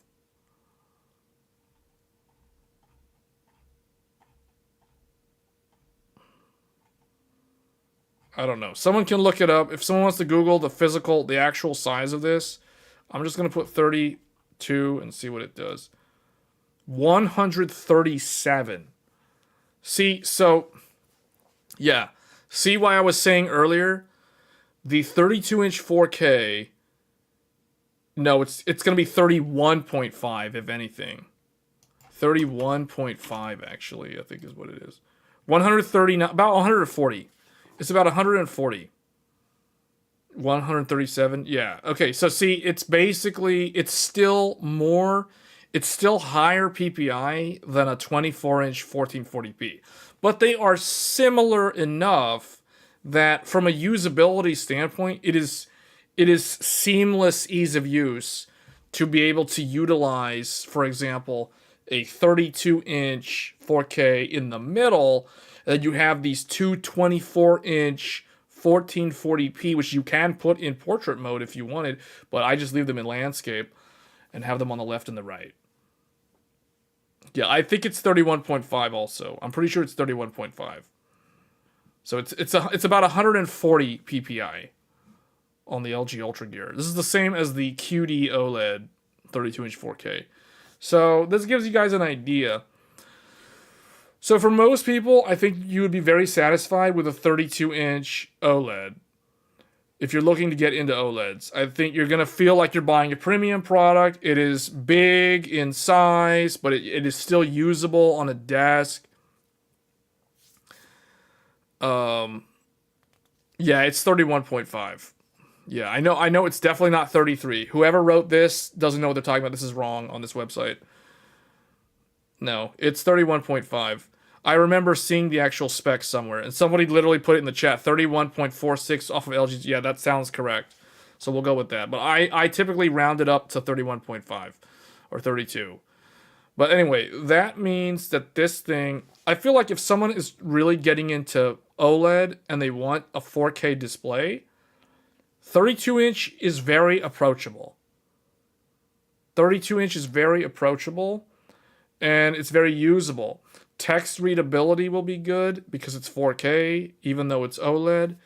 And it's very crisp, high-dense pixel count, and you get that super fluid OLED response time and what is the phrase? Motion fluidity or whatever. It's very, very good. So anyway, I think this is the most approachable resolution for most people. I think if you really are okay with super sharp, almost retina-like in terms of a monitor, 27-inch 4K is probably going to be the way to go, especially if you want to run multi-monitors. But that's going to take up a lot of space. But if you're doing like I'm doing, I always do triple monitors. We got triple on this one, we got triple on the other one. So it's like 4K in the middle and dual 1440 on the left and the right. I feel like that is the happy medium. I mean, I've literally been using that setup for 2.5 years now, and I've been happy with it. Prior to that, we just ran triple 1440p all the way across. But now with the 4K in the middle, it's just you just have the screen real estate. It's literally like moving into a house. It's like all of a sudden you got all this real estate space like all over your desktop screen. You know what I'm saying? So yeah, motion clarity. Thank you. So yeah, I do think that 32-inch is probably going to be the most optimal for most people. Otherwise, if you have very good vision and you're okay with like really sharp, crisp, small words and small icons and everything really, really like sharp, then 27-inch 4K would be the way to go. What kind of panel do you recommend for 1440? Like I said earlier, 24-inch 1440p is the way to go. 24-inch. 23 point, basically anything that has specs similar to this. 23.8, 1440p, this is the way to go if you want to go 1440p. Avoid the 27-inch 1440s like the plague. Those things are, especially if you go on OLED, those things are blurry messes. For text readability. Oh, for 1440? Yeah. Don't get OLED 1440. OLED truly is meant for 4K, at least in my opinion. Because anything less than 4K is going to be blurry if you're trying to read stuff. Like this thing, obviously this monitor is not manufactured anymore. This is 24-inch TN 1440 144. It's got all the good stuff. 1 millisecond response, 50 million to 1 dynamic contrast ratio. That doesn't really mean much, but this is a good one. I don't recommend anything above 24-inch for 1440p. Yeah, monitors are kind of weird. Like, there's literally like $300 max for 1440p. And then if you're not buying a monitor that's less than $300, that's 1440p at the 24-inch physical panel size, then you literally jump to 4K, and then like everything is like super expensive because it's all OLED. It's all endgame. Now you can get like a mini LED or a some like a standard IPS 4K. To me, that just feels so 2022. I don't know what else to say about that.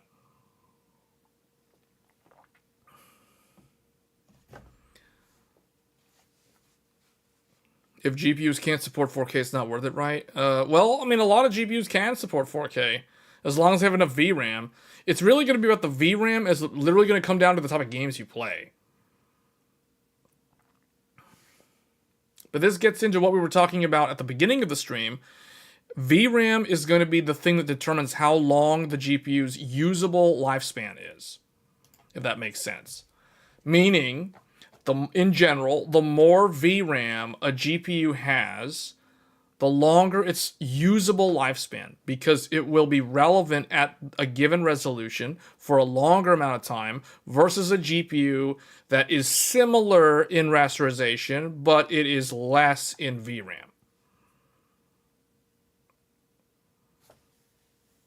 4K 144. I mean, I'll use myself as an example.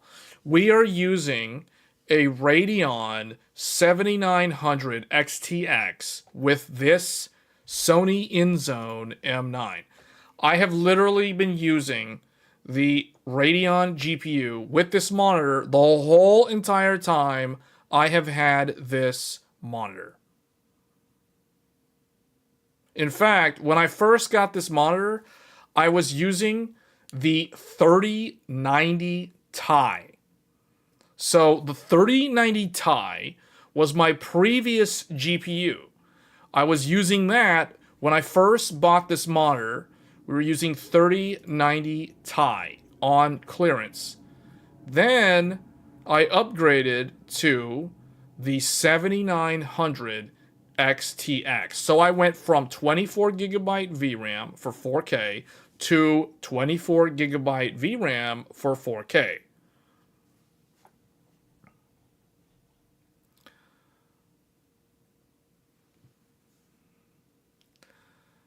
So that gives you guys an idea. But yeah, you typically need a very good graphics card for 4K.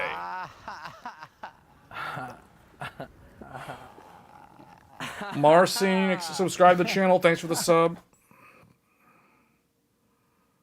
You're upgrading to 4K OLED. Well, what GPU do you have? Before you do that, what GPU do you have? Because your questions about GPU is got me wondering, like, well, you're second guessing.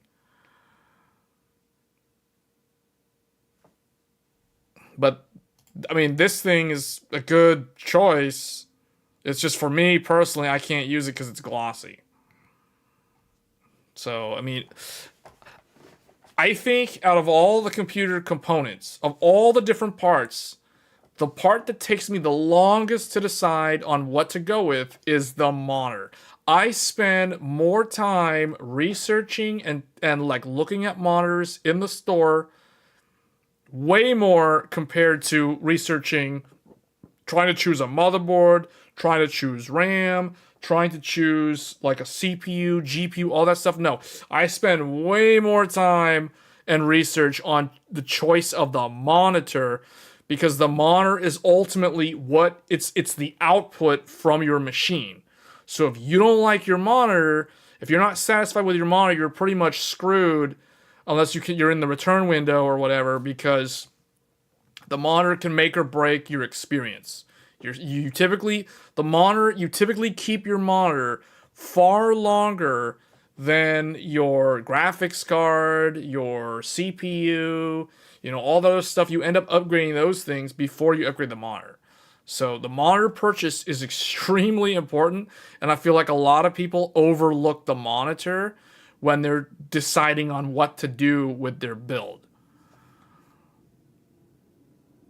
You have a 3070 right now, but you're planning to upgrade this year. Okay, well, yeah, the 3070 is definitely not going to be good enough for 4K. For pretty much like a lot of new games, even games that are like 2 years old, the 3070 is not going to be able to handle, especially because you don't have access to Nvidia's frame gen. However, you can use FSR frame gen with the 3070, but that is the sort of GPU that you're gonna like constantly run out of video memory. So you're gonna have a lot of stuttering. You're gonna have bad 1% lows. It's just not gonna be a good experience. I'm totally being 100% transparent. 3070 is not equipped to handle a 4K, especially a high refresh 4K monitor. I'm just being 100% like real talk. Like I would not, if I had a 3070, I would not consider 4K unless I know for a fact I'm upgrading my GPU like literally within the next 2 months or so.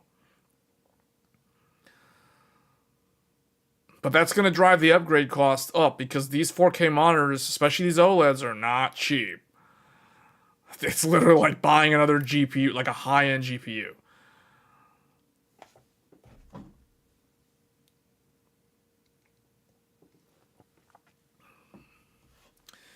Well, you have to utilize frame gen if you're going to use ray tracing with those 40 series GPUs. You can use ray tracing at 4K. You just have to use DLSS. You have to use frame gen. You basically have to turn on like all of Nvidia's gimmicks to get it to be usable. But yeah, no, I mean, it's usable. It's just you have to use those things.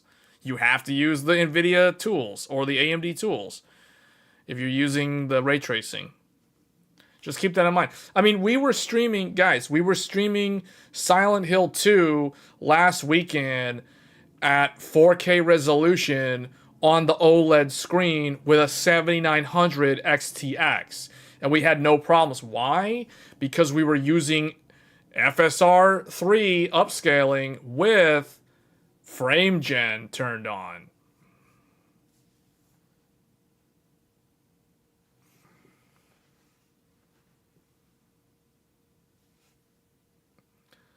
No, I don't know about 8K. No. 8K's out of the realm of practicality. See, the thing about when I say being a true tech enthusiast, being on the bleeding edge, the caveat there is that it has to be practical. It has to be usable.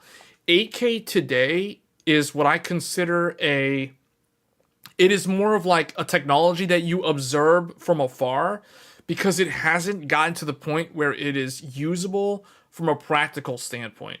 So what I mean by practical standpoint, well, right now the way operating system scaling works, they're not designed to handle 8K panels properly.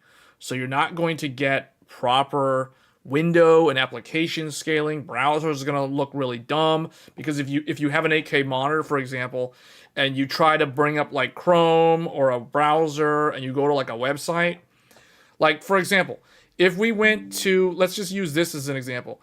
If we were on an 8K monitor and I went to WCCF Tech, it would literally look like this, guys. On an 8K screen, it would look like this. This is not usable.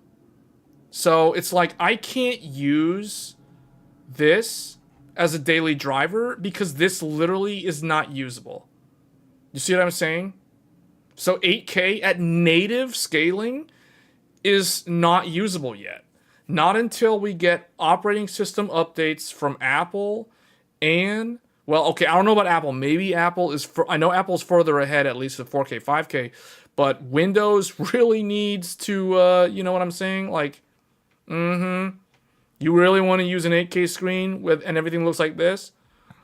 So, yeah. 8K native scaling is not usable yet, and that's the reason why it's something that you observe from afar. You don't jump in because it's like you're not gonna have a good time. It's just not practical at this point. So that's the reason why we don't do 8K native or any of that stuff on here. So yeah, no, I don't plan on doing 8K right now. I feel like OLED is where it's at. Like OLED technology on like 4K is really coming into its own. And I really think that because media, like they want to push that narrative of 4K. Like for example, Netflix wants to upsell everybody to the 4K streaming package. Like that service, that higher tier, the premium offering. It's all about 4K. That's the reason why you look at like, not even like streaming services, just like in general, 4K cameras, like 4K video cameras, 4K video on your smartphones now. Like everyone's trying to push, the next thing is going to be 4K 60. 4K 60 is going to be like the next big thing, you know, for media consumption. So 8K definitely not really practical anytime soon, not for the next 3 to 5 years.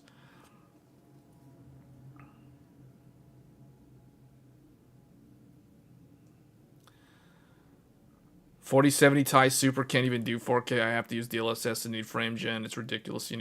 Yeah, exactly. Yeah, 8K from a scaling usability is not practical. And then also, of course, no GPU can even handle 8K.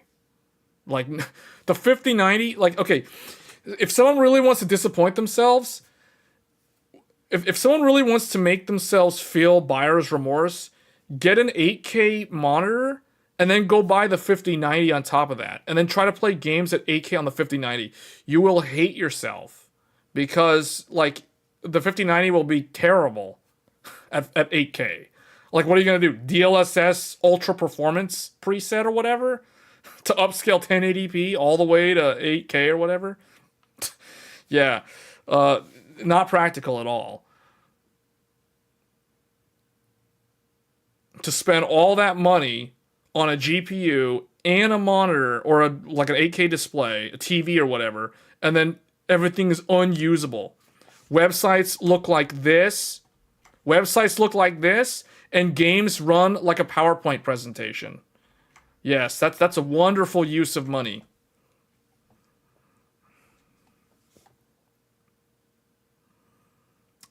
I would say the 7900 XT is what I would consider kind of the entry level for 4K.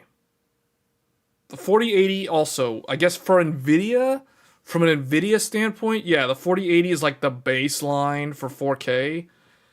Otherwise, technically, the 7900 XT, which is slower than the 4080, but it has 20 gigabytes of VRAM, so it's technically good in terms of the VRAM. Those are kind of like the baseline cards. Those are what I call entry level 4K.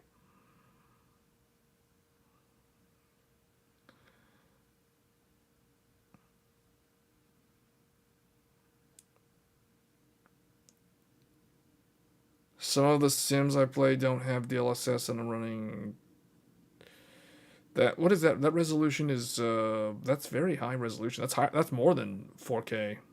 That's 1440 ultra wide, isn't it? That's very high resolution.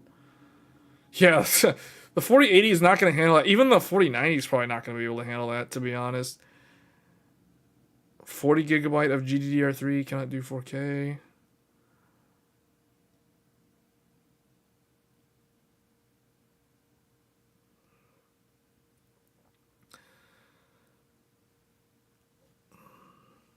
Well, the thing is, there's workarounds, Ray. You're forgetting that people can just turn on frame gen. So, like, for example, if I'm playing, like, that's how I handled Silent Hill 2 on the previous live stream where we were playing Silent Hill 2. So I was playing Silent Hill 2 at 4K resolution, but in order for me to maintain a playable frame rate, I had to turn on frame gen. Frame gen got me up to like 90 frames, like it was like 80 to 90. It was like in the 80s.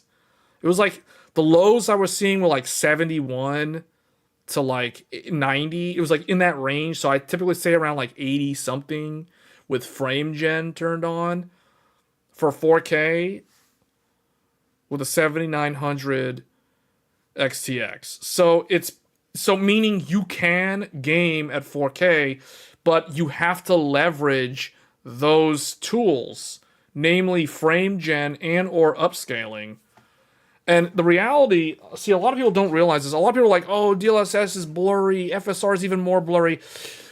The thing is, these people that say this, they're typically running 1440p and they're upscaling from like some sub 1080 resolution up to 1440. And that is going to look awful. That is going to look blurry and terrible.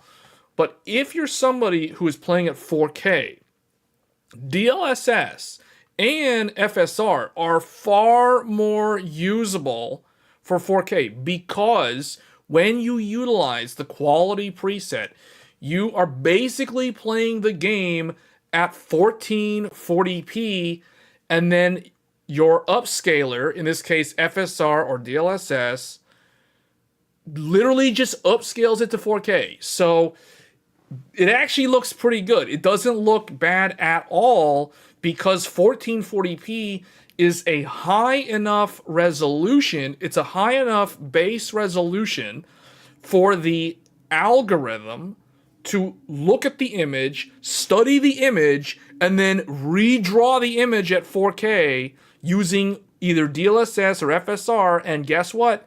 It's totally fine, and it's very comparable to native 4K. Now, it's not going to be as sharp as native 4K, but to be honest, when you're playing an action game, you're moving around the screen and doing little stuff, you're never really going to notice the difference unless you literally stop and stand still and take still screenshots and then zoom in 200%, like how Digital Foundry does. Like, that is cool, it's academic, but it's not a real world thing. Like, no one is going to sit there and play COD in the middle of deathmatch, team deathmatch, and take still screenshots and get headshot while they're taking their screenshots. Nobody does that.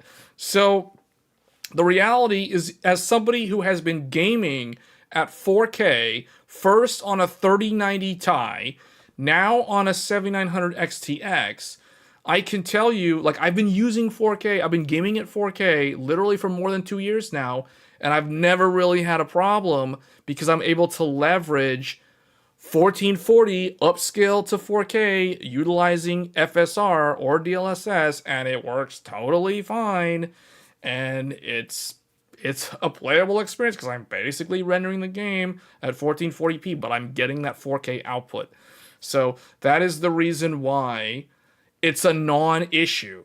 For most people, it's a non-issue, provided your game has DLSS or FSR or TSR on UE5 with the upscaler built in, because they do have that.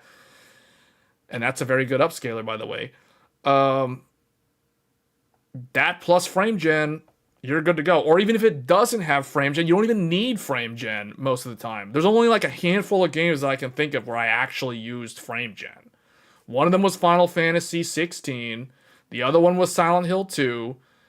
And I guess the other one more recently was I retested Lords of the Fallen with frame gen because they added it in like one of the patches at some point.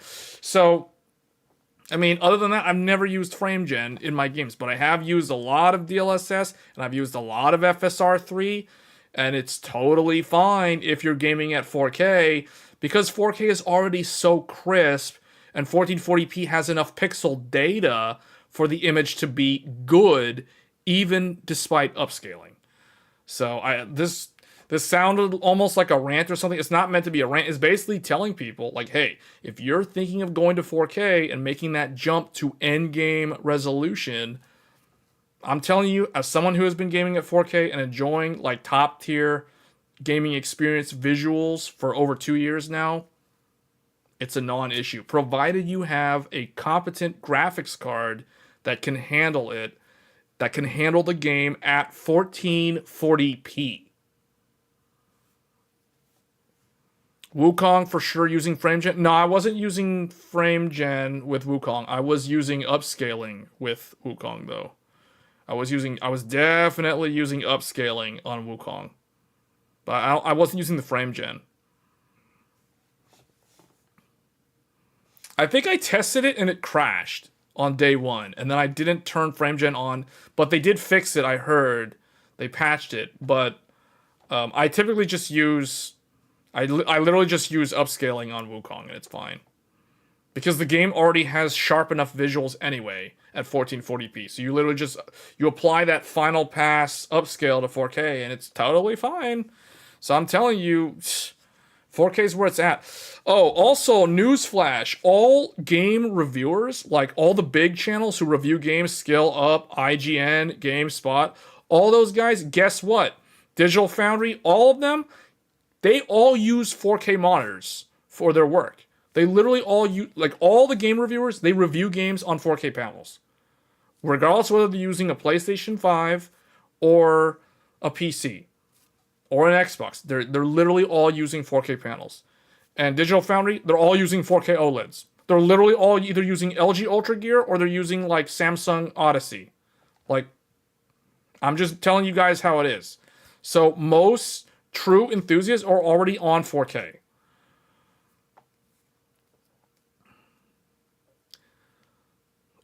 And then all the big YouTube tech channels, Linus, Jay, all those guys. Linus has been on 4K for like 10 years. He was on 4K before you could actually buy a GPU that was powerful enough to run 4K. Like in his own home office, he's been on 4K like for a decade at this point. So, like, almost all the big like influencers stuff, they've been on 4K for so long, way longer than I've been on 4K. So, maybe for his television in his living room, but not for his home, like his monitor for his desk. No, his office room is still on a 4K panel. His TV in the house is like 8K though. But like I said, like seriously, you think he's using 8K? You think he literally uses this for work? No. Anyway, I think that kind of covers it. So basically, that's the thing to be on the lookout for next week. So CES is going to be a lot of like GPU news. And the big thing, though, that is less talked about is monitors.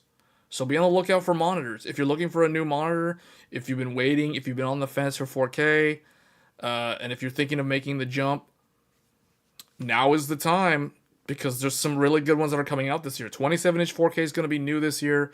32-inch 4K I think is very, very approachable and accessible for a lot of people. Now, obviously, there's a very expensive OLED monitors. You don't have to go with OLED, but that is going to be the bleeding edge for 2025.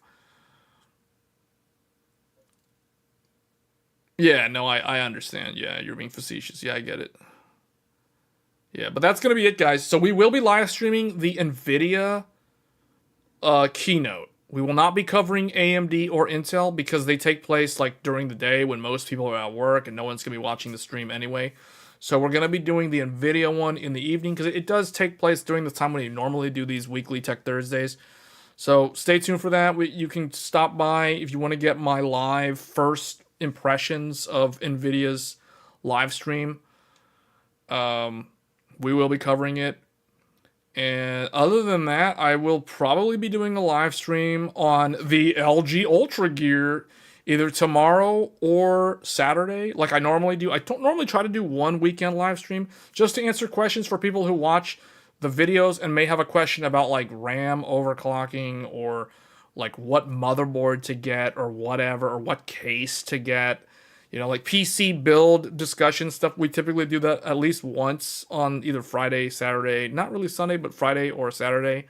So stay tuned for that. We'll probably be streaming I'll probably just be playing Genshin Impact or one of those other games. Silent Hill 2, maybe, but probably Genshin Impact, if I'm being honest, because that's the game that is literally all the rage right now. Google Trends, Genshin Impact is so, like, it is on fire right now. Like, literally everyone is returning to Genshin Impact. And I kind of understand why. I mean, that's one of the reasons why I went back to the game, is because everyone else is going back to the game.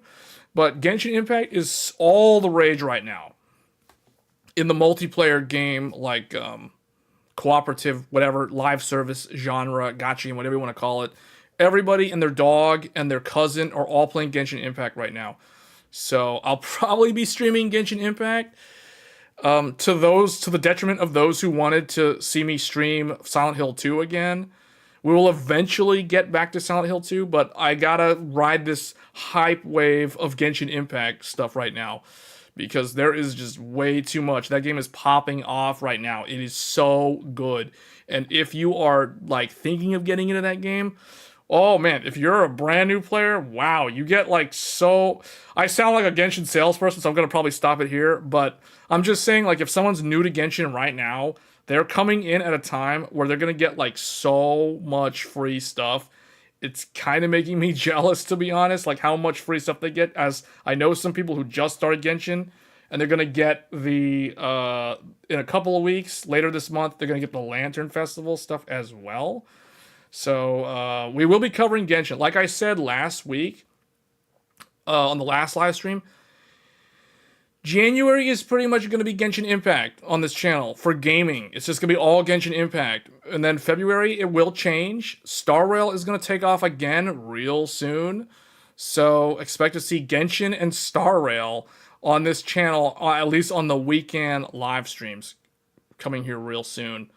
So otherwise, I will see you guys either tomorrow at the same time. We'll be streaming Genshin Impact probably. But I'll be answering questions on like RAM, CPU, case, GPU, whatever. If you want to extend the discussion on the CES expectations, that's fine.